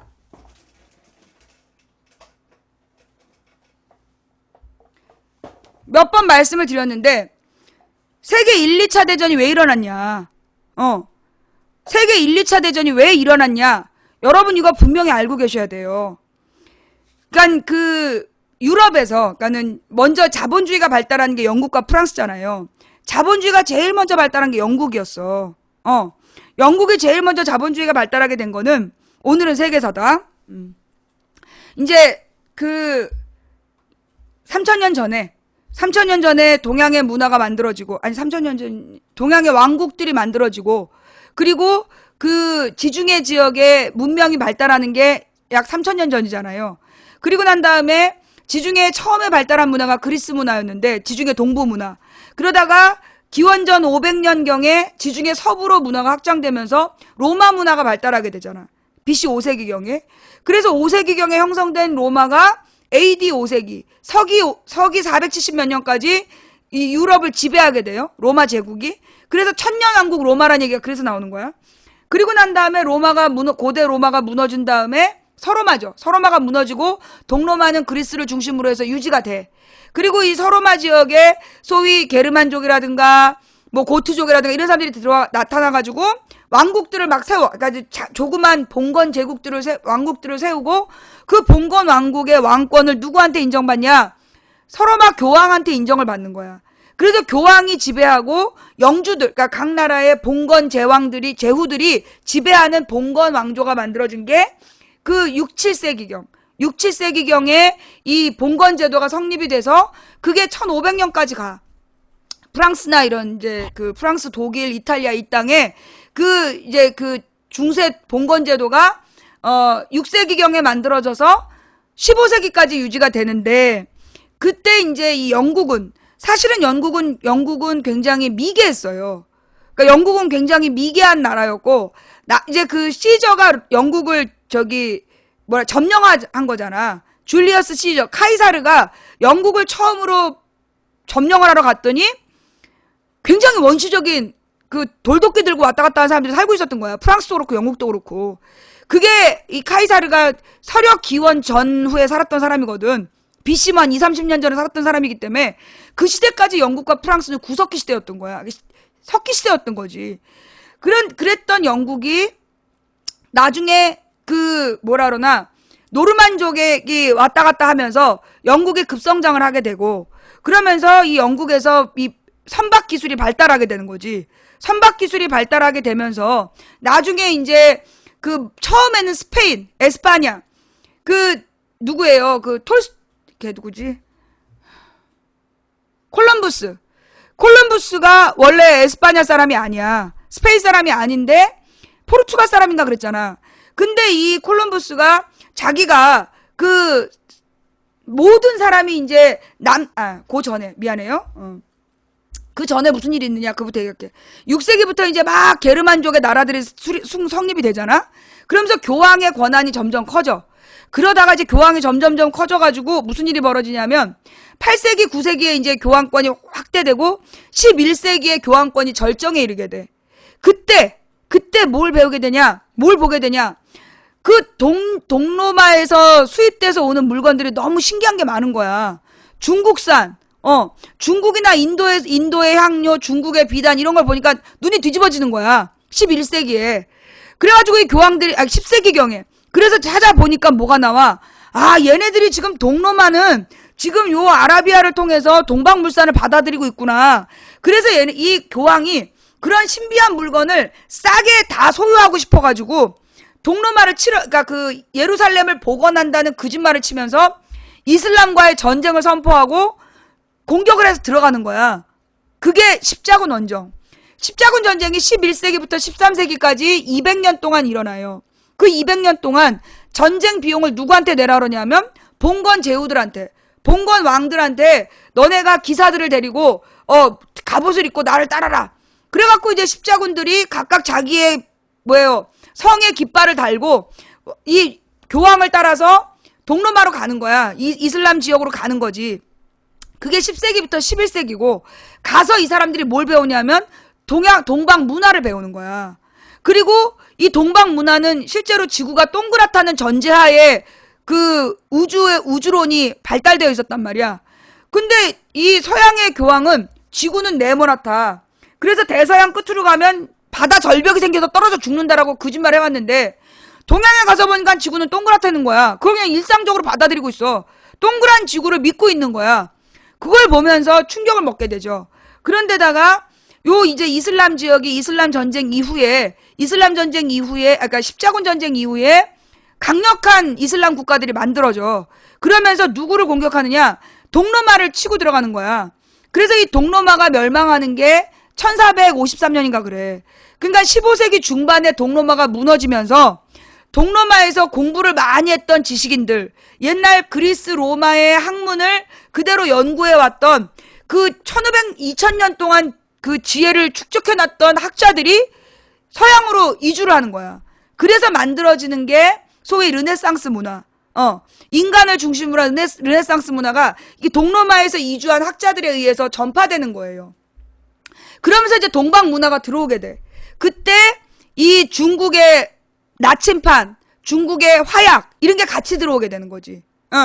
그래서 이제 이 14세기부터 르네상스라는 게 시작이 되는 거야. 14세기부터 동로마 학자들이 이주해 오면서 그 휴머니즘, 그리스 로마 문학의 인간의 신체의 아름다움을 연구했던, 그리고 인간 중심의 철학을 연구했던 그 내용들이 르네상스가 시작이 되는 거고, 그 다음에 십자군 원정 이후에 그 배워갖고 왔던 화약이나 나침판, 이걸 가지고, 야, 근데 아무리 가도 저쪽에 이슬람이 너무나 강성해지니까 그 아라비아를 통해서 인도나 중국으로 갈 수 없을 것 같다.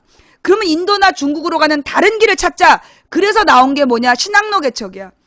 그래서 이제 이 유럽에서 출발을 해가지고 어디로 가느냐? 요 아프리카를 지나가는 거야.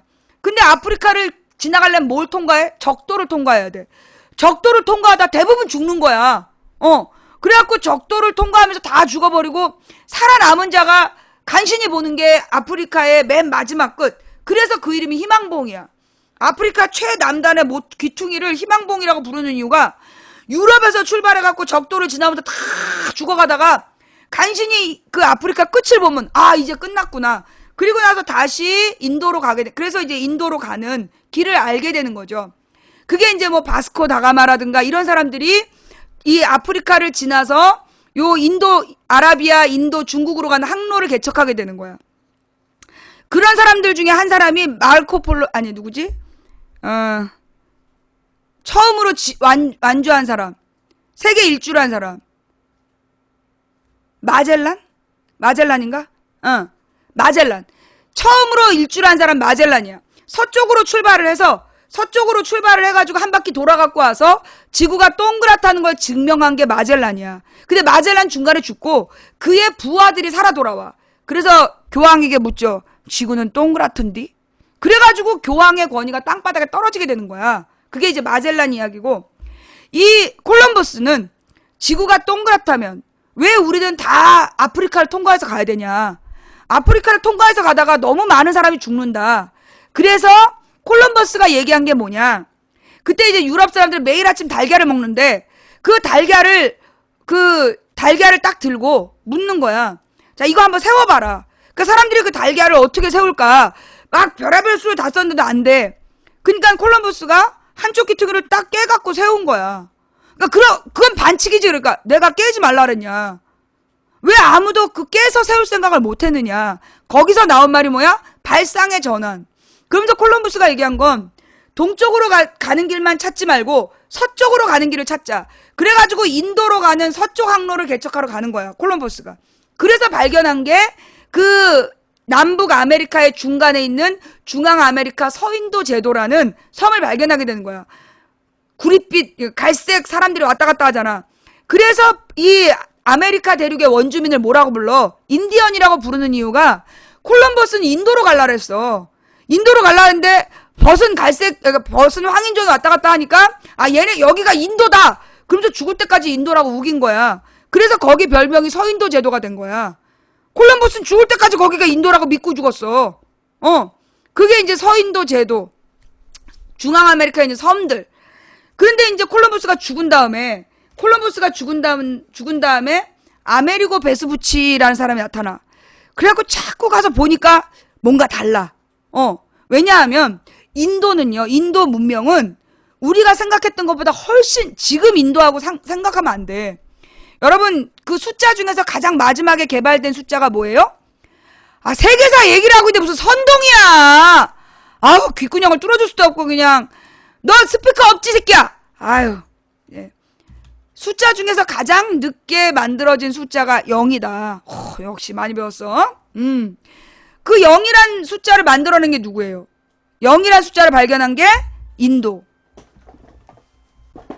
아무것도 없는 걸 표현하는 0이라는 숫자를 처음으로 사용한 게 인도였고요.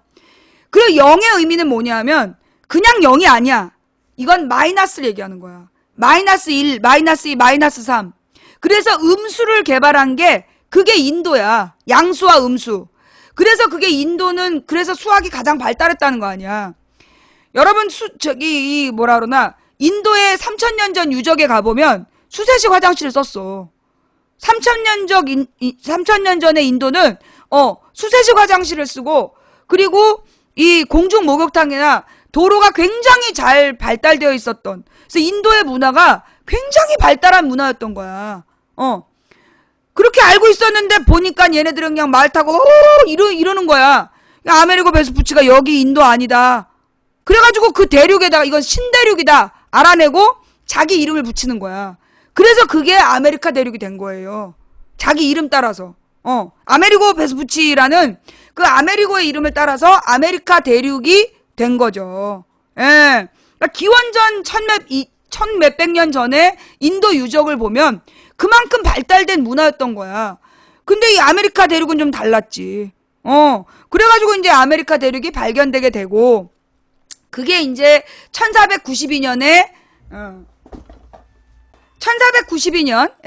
1492년이, 콜럼버스가 아메리카 대륙에 서인도 제도에 도착한 게 1492년. 그 즈음 해서, 그리고 난 다음에 어떻게 되냐면 이제 남아메리카로 사람들이 이제 스페인 사람들이 남아메리카로 가게 돼. 그래서 남아메리카가 그래서 다 스페인어를 쓰는 거야. 이 남아메리카 사람들이 임진왜란은 1592년이고 그 1492년에 아메리카 대륙이 발견이 되고, 그러면서 너도 나도 많은 사람들이 이 아메리카 대륙으로 가게 되고, 특히 그때 나온 게 엘도라도라는 말이야. 남아메리카의 금광. 남아메리카의 금광이 발견이 되면서 황금의 제국, 황금을 쫓아가는 많은 사람들이 남아메리카로 가게 되는데, 그걸 맨 앞섰던 게 스페인이야. 왜? 콜럼버스가 원래 포르투갈 사람인데 스페인 여왕의 돈과 지원으로 아메리카 대륙을 발견하게 되는 거야. 그래서 그 아메리카 대륙으로 스페인 사람들이 제일 먼저 들어가. 그래서 그 남아메리카의 대부분의 나라가 스페인어를 쓰고 일부가 포르투갈어를 쓰게 되는 거죠. 그래서 이제 그 남아메리카를 다른 말로 라틴 아메리카라고 부르는 거야. 그 라틴이라는 말이 뭐냐면 라틴어에서 나온 말이고, 그 스페인어는 라틴어의 원형을 그래도 가장 많이, 영어보다는 라틴어에 가깝기 때문에 그 남아메리카를 라틴 아메리카라고 부르는 거죠. 그러면서 이제 중요한 건 이 라틴 아메리카에서, 즉 남아메리카에서 많은 양의 금과 은이 이 누구를 통해서, 이 상선들을 통해서 유럽으로 들어가게 되는 거야. 여러분 혹시 미녀와 야수라는 영화 아세요? 미녀와 야수라는 동화 아세요? 그 미녀와 야수라는 동화에 보면 그 미녀의 아버지가 그 성에 갔다가 장미를 잘못 꺾어가지고 야수한테 딸내미를 갖다 바쳐야 되는 일이 벌어지잖아. 그 미녀와 야수의 아버지, 미녀의 아버지가 뭐 하던 사람이냐면 소위 선주였어. 그러니까 자기 배를 띄워서 그 배가 라틴 아메리카에서 많은 금과 은을 실어오는 거기 투자했던 사람이야. 그런데 그 배가 뒤집어져 갖고 중간에 난파되는 바람에 전 재산을 잃게 되는 거야, 미녀의 아버지가. 그래서 그 문제를 해결하기 위해서 도시에 나갔다가 돌아오는 길에 딸들은 막 드레스나 보석을 원했는데 첫째 딸, 둘째 딸은, 막내딸이 자기는 장미꽃 한 송이 꺾어주세요. 그게 더 나빴던 거지. 장미꽃이 그 겨울에 어딨어. 그냥 찾다 보니까 어느 날개 낡은 성에 장미꽃이 있었고 한 대 꺾었는데 그게 그냥 괴물이 막 달려드는 바람에 네 딸 데려와라 이래가지고 난리를 하는 그 불쌍한 아버지 얘기. 그게 이제 미녀와 야수인데, 그런 식으로 유럽에 소위 그 미녀가 평민이야. 주로 이 평민들이 그 투자를 해가지고 상선을 띄우고 그걸 통해서 많은 금과 은을 갖고 와서 유럽에서 장사를 하게 되는 거죠. 그래서 돈을 버는 거야. 이 사람들이 뭐의 기원? 부르주아의 기원이 되는 거야. 자본가가 되는 거야, 이 사람들이. 그래서 영국에 제일 먼저 그 자본가들이 생겨. 영국에 가장 먼저 생긴 자본가들이 뭘 하느냐? 이제 그러니까 사람들한테 뭔가 팔아야 되잖아. 그래서 만든 게 모직공업이야. 모직공업을, 양모를 팔기 시작했는데, 이게 양털이 1년이면 쑥 자라. 그 1년마다 깎아가지고 그거를 짜서 팔면 돈이 엄청 되는 거야.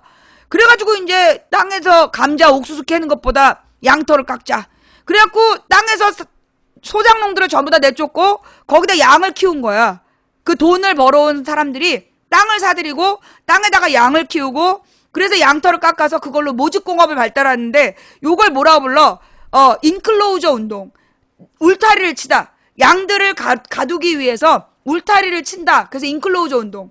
그래서 자, 신항로 개척을 통해서 자본을 형성하고 그 자본으로 땅을 구매하고 그 땅에서 양을 치게 되고 그러면서 그 땅에서 농사짓던 사람들이 땅에서 쫓겨나게 되고 그 쫓겨난 사람들이 어디로 가냐? 모직 공업의 공장으로 가게 돼. 그래서 모직 공장은 이게 기계화가 안 돼. 그 공장제 수공업이야. 왜냐하면 그 양털에는 지방질이 있어서 그 지방질 때문에 이 기계가 제대로 가동이 안 되는 거야. 그러다가 소위 이제 그 과학 문명의 발달로 그 저기가 생기잖아. 뭐야 그거. 증기기관이 만들어지면서 제니방적기라는 것도 발달되게 되고 그래서 모직공업이 면직공업으로 바뀌게 되는 거야. 모직공업은 기계로 할 수가 없고 면직공업은 기계가 가능했어. 그 차이가 있어요. 그래서 그러니까 모직공업의 공장에서 일했던 노동자들이 쫓겨나고 기계공업 중심으로 면직공업이 발달하게 되는 요 과정이 산업혁명이야. 그래서 공장제 기계공업이 만들어진 산업혁명. 그게 그 산업혁명이 언제냐면 17, 18세기에 산업혁명이 일어나요. 그래서 17, 18세기에 산업혁명을 거치면서 즉 기계가 발달하고 증기기관이 발달. 그래서 증기기관이 중요한 거야. 기계 생산이 가능했기 때문에. 왜냐하면 그 전에는 에너지원이 오로지 사람과 말이야. 그 유명한 피라미드라든가 어마어마하게 큰 스핑크스라든가 전부 사람이 했잖아. 사람이 때로 끌어가지고 만들어냈던 그런 상황이었는데 증기기관이 아니면 사람이 아니면 뭐? 말. 그래서 마력이라는 말이 중요했던 거야. 동력원이 사람 아니면 말이었어. 그런데 증기기관이 발달돼서 기계로 힘을 쓰게 된 거죠. 그러면서 이제 산업혁명이 발달하게 되면서 이제 부자들이 굉장히 많아진 거야. 평민 출신의 부자들이 많아졌는데 그 평민 출신의 많은 부자들이 나중에 이제 자기네들의 권리를 주장하게 되는 거야. 정치권. 어떤 권한? 세금을 결정하는 권한. 세금을 왕이 지멋대로 정하니까 돈 다 내놓으라래. 그래서 우리가 그렇게 못하겠다. 그래가지고 시민혁명을 일으켜서 국회를 만들어서 왕권을 견제하고 왕이 멋대로 세금을 걷지 못하도록 하는 게 의회예요. 자, 그러니까 우리 국회는 뭘 해야 돼? 박근혜를 견제해야 되는 거야. 박근혜가 지 멋대로 경유값을 올리겠다. 세금을 올리겠다. 그걸 못하게 해야 그게 국회야. 처음부터 태생적으로 국회는 뭘 하기 위해서냐? 왕을 견제하기 위해서, 행정부를 견제하기 위해서 만들어진 게 국회야. 근데 우리나라의 국회는 등신짓을 계속해왔던 거야. 왜? 한나라당이 너무나 강해서, 새누리당이 너무나 강해서 그 나머지 야당들이 만약에 새누리당이나 한나라당을 비판하면 뭐라래? 빨갱이! 저놈이 빨갱이다! 북한에 사주를 받았다! 그럼 막 끌려가고 물고문 당하고 정규고문 당하다가 막 교수형에 끌려가고. 그러니까 그동안 말을 못하고 살아왔던 거야. 그러니까 우리나라는 아직 시민혁명, 민주주의가 완성이 안 됐던 거죠. 좌우지간 의회를 만들었다. 그래가지고 이제 이 의회를 만든 부르주아들, 자본가들이 돈을 가지고 나라를 운영하기 시작한 거야. 그러다가 얘네들이 그래서 1800년대, 19세기가 돼요. 그러니까 이제 17, 18세기인데 17, 18세기면 1600년대하고 1700년대야. 자, 그럼 여러분 세기 구분 어떻게 하는지 아시죠? 세기 구분. 가령 여러분 1592년 몇 세기예요? 1592년이면 앞에 두 자를 딱 끊어서 15 더하기 1, 16세기. 그러면 1332년 몇 세기예요? 앞에 1, 3을 딱 잘라갖고 거기다 플러스 1. 그래서 14세기 이렇게 되는 거야. 그러니까 17, 18세기에 산업혁명이 일어났다는 얘기는 1600년대부터 1700년대까지 그게 만들어졌다는 얘기야. 산업혁명이 일어났다는 얘기야. 그리고 나서 이 17, 18세기에 시민혁명이 일어나고 시민혁명이 일어나고 산업혁명이 일어나든가? 그런가 보다. 시민혁명, 산업혁명인가 보다. 왜냐하면 그 증기기관은 1800년대 만들어지죠. 예. 시민혁명이 일어나고 산업혁명이 일어나고. 그러니까 그 금은을 가지고 와서 라틴 아메리카에서 금과 은을 가지고 와서 돈을 벌었던 자본가들이 의회에서 자기 권력을 요구한 게 1789년 프랑스 혁명. 1800년대잖아. 18세기. 1789년 18세기에 시민혁명을 완성하고 18, 19세기가 산업혁명이다. 그래서 이 1700년대 후반부터 1800년대 초반에 증기기관이 만들어지고, 그래서 그 증기기관으로 기계제 공장제 기계공업이 만들어지고, 그러면서 이제 대량 노동자들이 만들어지고. 근데 얘네들이 맨 처음에는 공장제 수공업 단계에서는 그 노동자들에게 돈을 많이 줬어. 그러다가 점점점 기계 비중을 늘려가면서 사람의 노동력을 줄여 쓰게 되고, 그러면서 이 사람들한테 주는 돈이 아까웠던 거야. 맨 처음엔 남자 어른한테 그러니까 10을 주고 일을 시켰는데 그 10이 아까운 거야. 임금 10이 아까워갖고 그 여자들을 고용하고 임금을 5만 주는 거야. 그러다가 그 여자한테 5를 주는 것도 아까우니까 청소년을 고용하고 3을 주고, 점점점 어려지면서 나중에 7, 8살짜리 애들을 공장에서 노동을 시키면서 1만 준 거야. 10분의 1. 그래서 생긴 문제가 뭐냐 하면, 맨 처음에 10을 준 건 그 노동자들의 생활비로 10을 준 거야. 그런데 이 자본가들이 점점점 돈이 아까우니까 욕심이 생겨갖고 점점 임금을 깎아서 나중에 7, 8살짜리한테 1만 주고 일을 시켰어. 그러다 보니까 어떤 일이 생겨? 노동자들의 집이 망하는 거야. 어떻게 망했냐? 물건을 못 사는 거야. 아무리 면제품이 나와도 사지를 않는 거야. 살 돈이 없는 거야. 그러니까 얘네들이 어떻게 하냐? 씨발, 이제 더 이상 이 땅에선 장사가 안 돼. 그러니까 새로운 시장을 개척하러 가는 거야. 그래서 나온 게 식민지 개척이야. 그래서 1800년대에 아프리카, 아시아, 남아메리카 이런 데다 식민지를 개발하고, 물론 아메리카 대륙은 이제 16세기부터 식민지였지만 아프리카하고 아시아에다가 식민지를 개척을 해갖고 거기에서 물건도 팔아먹고, 여기서 이 자원이란 건 석탄이나 그 철광석 같은 자원을 싼 값에 가져오기 위해서 식민지를 개척을 했단 말이야. 근데 그렇게 막 경쟁적으로 식민지를 막 차지했는데 문제는 뭐야? 물건을 그래도 팔 데가 없어. 처음엔 식민지에 왕들 막 이런 애들 꼬셔가지고 팔아먹었는데 얘네들도 짜도 이게 한계가 있잖아. 그러니까 얘네들이 이제 남의 식민지를 탐을 내는 거야. 그래서 식민지에 대한 경쟁이 붙어갖고 그 경쟁이 붙은 게 1차 대전이야. 서로 식민지를 차지해서 자기 물건을 더 많이 팔아먹고 자원을 더 싼 값에 살려는 욕심으로 벌어진 게 1차 세계대전. 근데 1차 세계대전이 끝난 다음에 결국 독일은 패전국이었고, 독일과 이런 패전국들한테 악착같이 배상금을 받아내고 식민지를 뺏었단 말이야. 그럼 식민지를 뺏어서 그걸로 해결될 줄 알았는데 해결이 안 된 거야. 해결이 안 되고 결국 모두 전 세계 경제가 서버린 게 1920년대에 있었던 대공황, 경제 대공황. 그래서 경제 대공황이 오면서 온 세계가 스톱해버린 거야. 그럼 온 나라가 스톱한 원인이 뭐냐?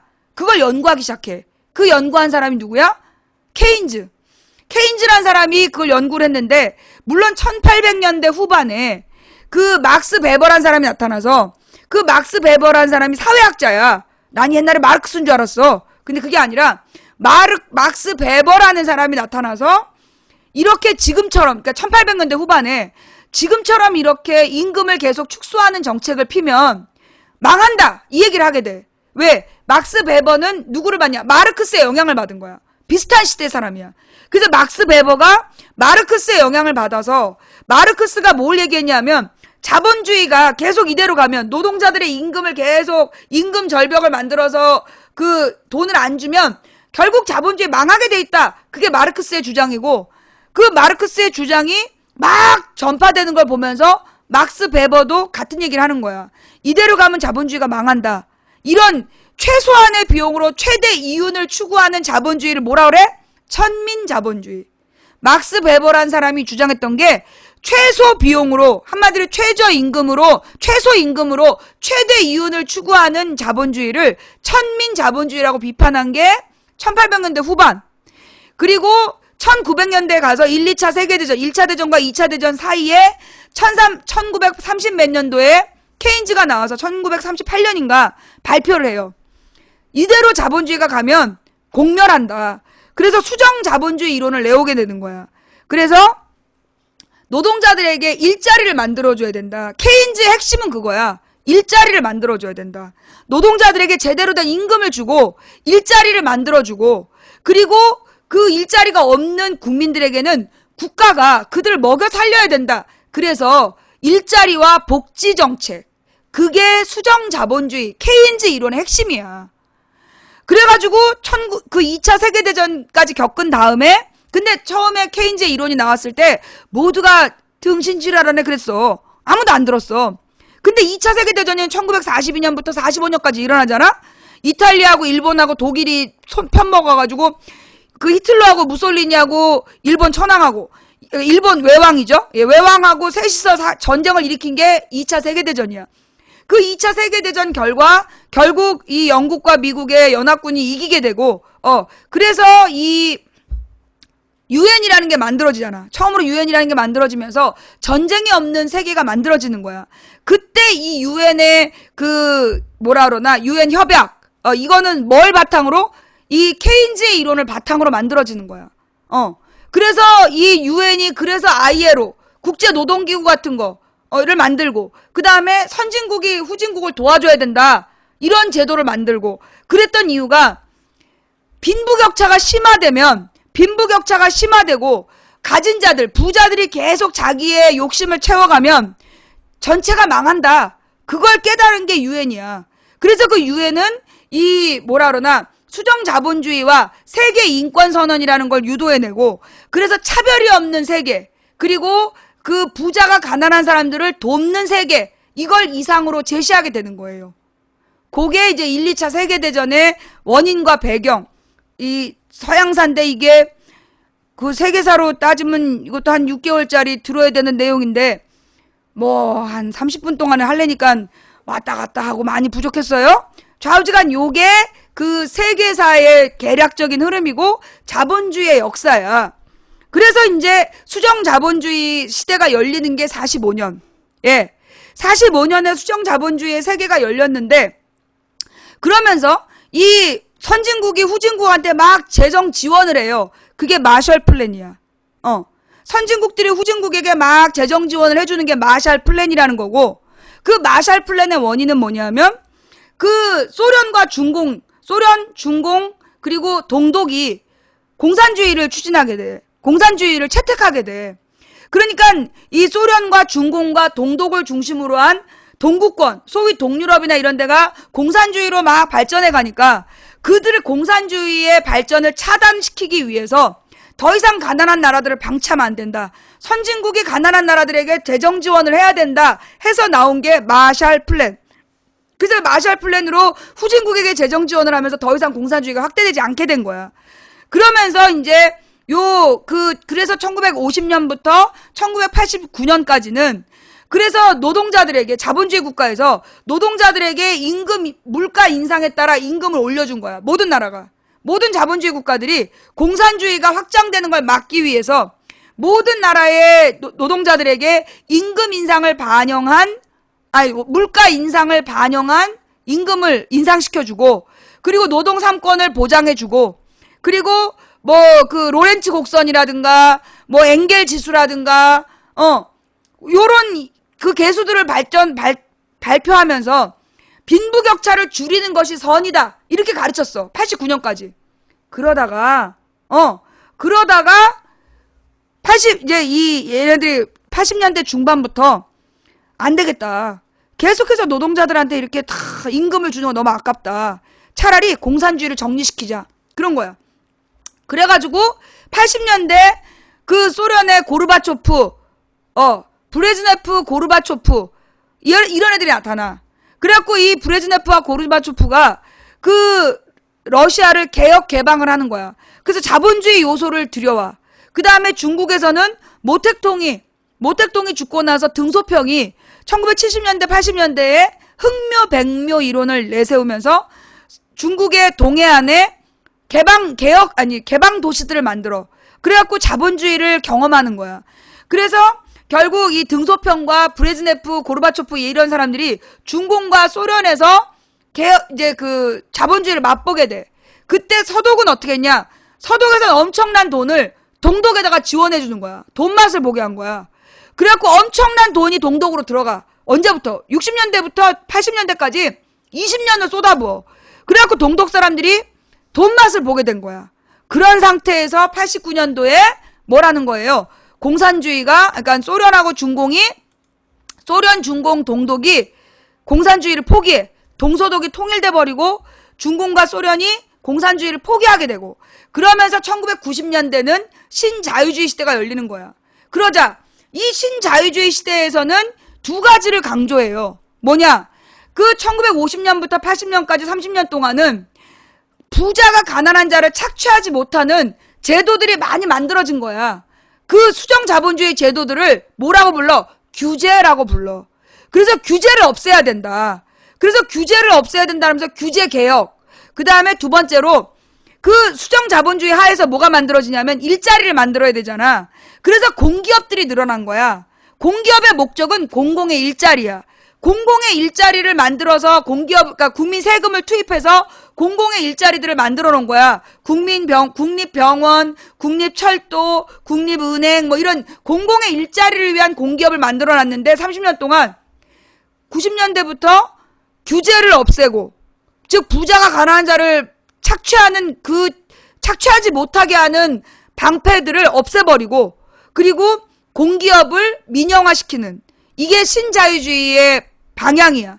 그게 1990년부터 2010년까지 20년 동안이 진행이 된 거예요.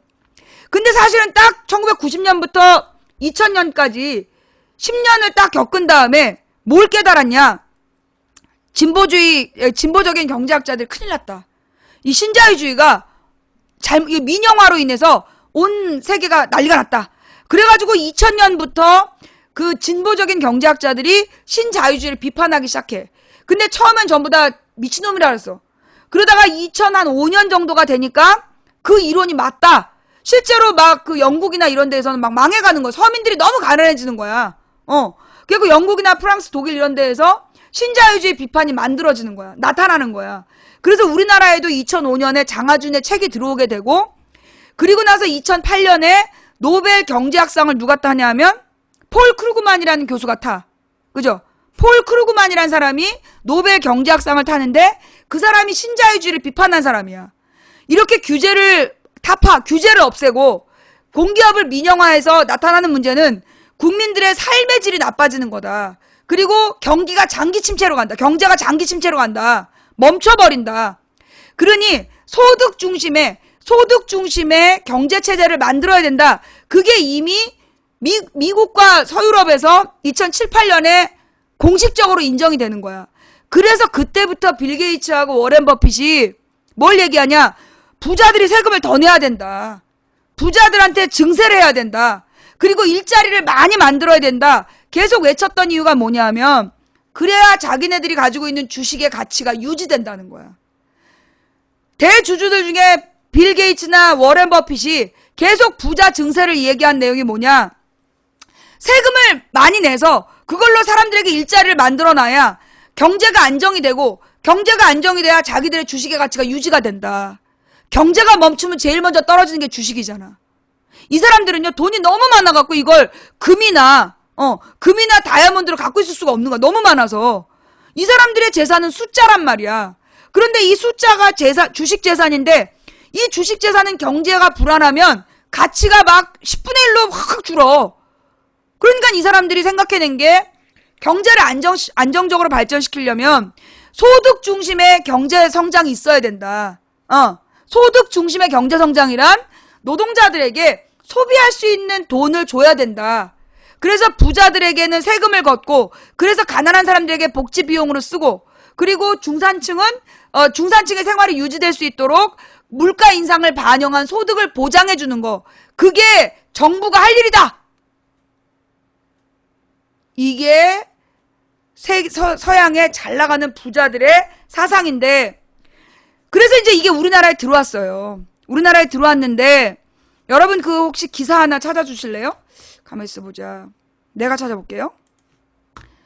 오늘 언뜻 본 기사를 어딘지 모르겠는데,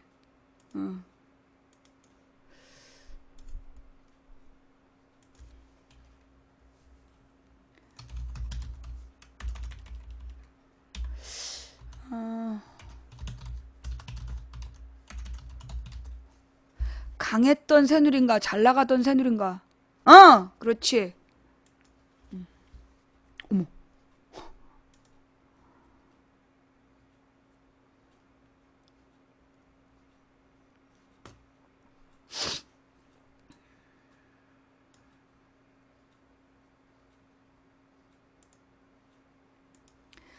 강했던 새누리당은 어떻게 훅 갔나. 5월 17일 친박계 보이콧으로 전국위원회가 무산되면서 새누리당이 진공 상태에 빠졌다. 비대위가 무력화되고 정당 기능도 마비됐다. 정치권에서는 새누리당의 붕괴가 서서히 이루어지고 있다는 지적이 나온다. 내가 볼 때는요, 지금 새누리당이 스스로 리모델링에 들어갔어. 일부러 무너지게 하는 거야. 무너지게 하고 안철수한테로 다시 모이려고 지금 이제 쇼하고 있다. 이걸 제일 먼저 얘기한 게 나잖아? 선거가 이렇게 무섭다. 4.13 총선 여파는 한국 사회에서 가장 질서정연하고 안정적이었던 정당 하나를 무너뜨렸다. 총선 패배에 책임을 져야 될 주류 세력이 자기 당에 치명적인 자폭 테러를 가했고, 왜 이렇겠어? 일부러 그런 거라니까? 지금 진해당을 리모델링 하는 거야. 스스로 분열해갖고 그 새누리당을 청산하려는 거야. 그리고 안철수 깃발 아래 다시 모이려고. 권력 유지에만 목을 매는 집권 여당의 민낯이 만천하에 드러났다. 그 결과 새누리당은 조선일보의 표현처럼 뇌사 상태에 빠졌다.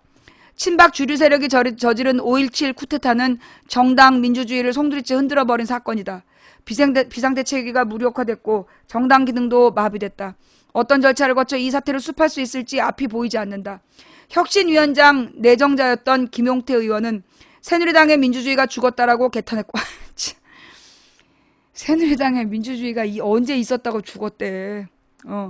정두원 의원은 동네 양아치라는 표현까지 써가며 친박 주류 세력을 비판했다. 한마디로 친박에게 모든 책임을 덮어씌우고 친이계는 따로 나가겠다, 이런 얘기야. 영원한 일당일 것 같던 새누리당이 와해 조짐을 보이면서 정치권에서는 갖가지 시나리오가 떠돈다. 단순히 새누리당의 분당 가능성을 넘어 부산 경남을 기반으로 한 새누리당 비박계와 왜 부산 경남일까? 지금 한마디로 옛날에 김영삼계, 그걸 노무현 대통령이 살려냈잖아. 그 PK를 기반으로 한 새누리당 비박계. 그러니까 이제 그 친이계의 뿌리가 부산 경남, 소위 이제 이 남동임의 공업지대, 우리 배웠죠? 한국지리 시간에 남동임의 공업지대, 여기가 뭐냐면 그 포항에서부터 그 어디까지, 여수 순천까지, 광양까지죠. 여기를 이제 남동임의 공업지역이라고 그러는데, 여기가 소위 그 수출입을 목적으로 한 산업시설이 발달이 되고, 여기가 대기업의 뿌리가 되는 지역이야. 그러니까 이제 이 부산 경남, 그래서 여기에는 노동자들이 많았고, 그 노동자들이 김영삼을 중심으로 해서 민주화운동을 했고, 노무현 같은 인권 변호사들이 김영삼 밑에서 공천받고 그랬었던 거예요. 그러니까 결국 친이계하고 친박계는 가령 박정희, 전두환, 노태우 고향 모두 대구야. 대구 경북 출신의 군부. 그리고 여기 지금 친이계 이명박은 뭔데? 남동임의 공업지역을 중심으로 한, 포항은 경북이지만 남동임의 공업지역에 성격이 있단 말이야. 그래서 남동임의 공업지역에 대재벌이 발달됐던 요 PK 지역, 그렇게 이제 나누어지게 되는 거죠. 그래서 지금 이제 얘네들이, 그래서 부산 경남을 기반으로 한 새누리당 비박계, 야, 정직하게 친이계라고 그래. 친재벌계와 국민의당이 손을 잡을 가능성까지. 자, 내가 친이계와 국민의당이 손잡을 가능성, 이거 점친 거 내가 처음 아닌가? 그러자 정말 증명이라도 하듯이 박지원이 박근혜한테 딸랑거리고, 새누리당에서 막 멘붕 일어나고 그런 거 아니야. 그죠? 경유 사건 기다려요. 사상 초유의 영남 호남 연합 정당 시나리오다. 사상 초유의 영남 호남 정당 시나리오. 시사인, 잠깐만. 이 얘기 내가 먼저 한 거야? 나 말고 다른 사람들이 이거 얘기한 적 있었어요? 내가 지금 그 맨 처음에 이 얘기를 한 거는 4월 16일이야. 내가 4월 13일날 선거 끝나고 하루 푹 잔 다음에 14일날 결과를 보고 깜짝 놀래갖고, 호남에서 왜 어떻게 전멸하냐, 그래서 내가 호남을 연구한 게 14, 15일. 그래서 이틀 동안 연구해서 결론으로 내세운 게 4월 16일에 내가 지금 판이 이렇게 돌아가는 것 같다. 그래서 이 새누리당에서 지금 국민의당과의 연대를 모색하고 있다. 그래서 새누리당으로는 도저히 안 될 것 같으니까 얘네들이 누구랑 국민의당과 새누리당이 손잡고 안철수 깃발을 세우려고 한다. 그러면서 문재인은 무조건 안 되니까 안철수로 가자라는 묻지마 안철수 바람을 준비 중이다. 이것까지 내가 4월 16일날 얘기를 했어. 그쵸? 드루킹 블로그에서 1년 전에 말했어요. 그래요? 나는 드루킹이라는 사람 몰라.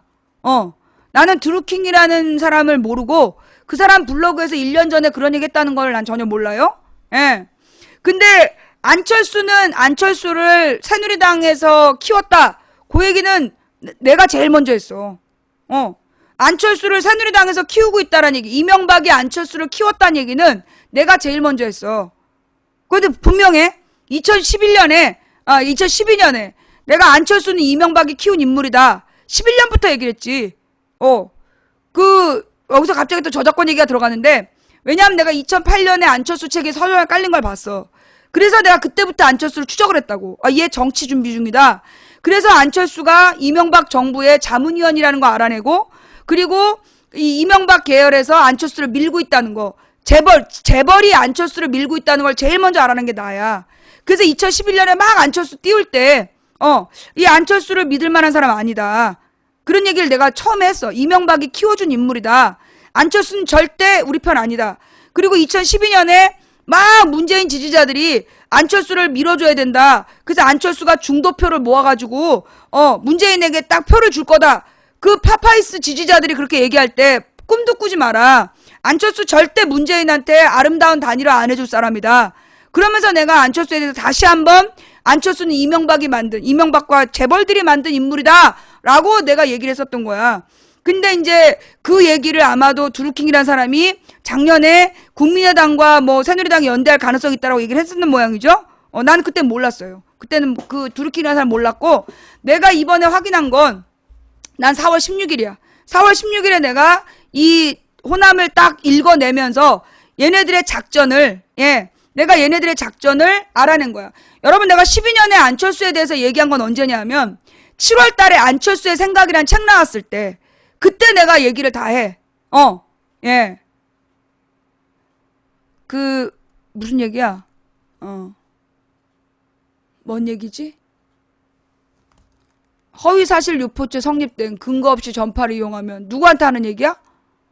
어이 꾸루꾸루, 지금 내가 허위사실을 얘기했단 얘기야? 누구 맘대로? 문재인이 되면 피바람 분다. 에휴, 그래요. 문재인이 되면 피바람 분다 이러면서 나한테 허위사실 유포한다고? 야, 나는 감옥을 가도 사실 적시죄로 갔다 온 사람이야. 내가 얼마나 명예롭게 생각하는 줄 알아? 내가 감옥을 가도 사실 적시죄로 감옥 간 사람이야. 처음에 나한테 허위사실 유포했다고 잡아놓다가 지들이 3개월 만에 두 손 두 발 들고 사실을 적시해서 후보를 비판했다. 그런 거 아니야. 나는 팩트가 아닌 말 안 해. 알아? 사실 적시죄가 있어요. 우리나라 이 법이 없어져야 되는데, 개인에 대해서 사실을 적시해서 비판한 걸 명예훼손죄로 처벌하는 제도가 있어. 이거는 없애야 될 법이야. 유일하게 사실을 말했는데 이걸로 명예훼손이 된 나라는 우리나라밖에 없어요. 예. 기가 막히죠. 하여튼 그래서 내가 안철수에 대해서는 2012년 7월 파파이스 지지자들, 문재인 지지자들이 안철수를 막 띄울 때 띄우지 마라. 얘 절대 아름다운 단일화 안 해줄 애들이다.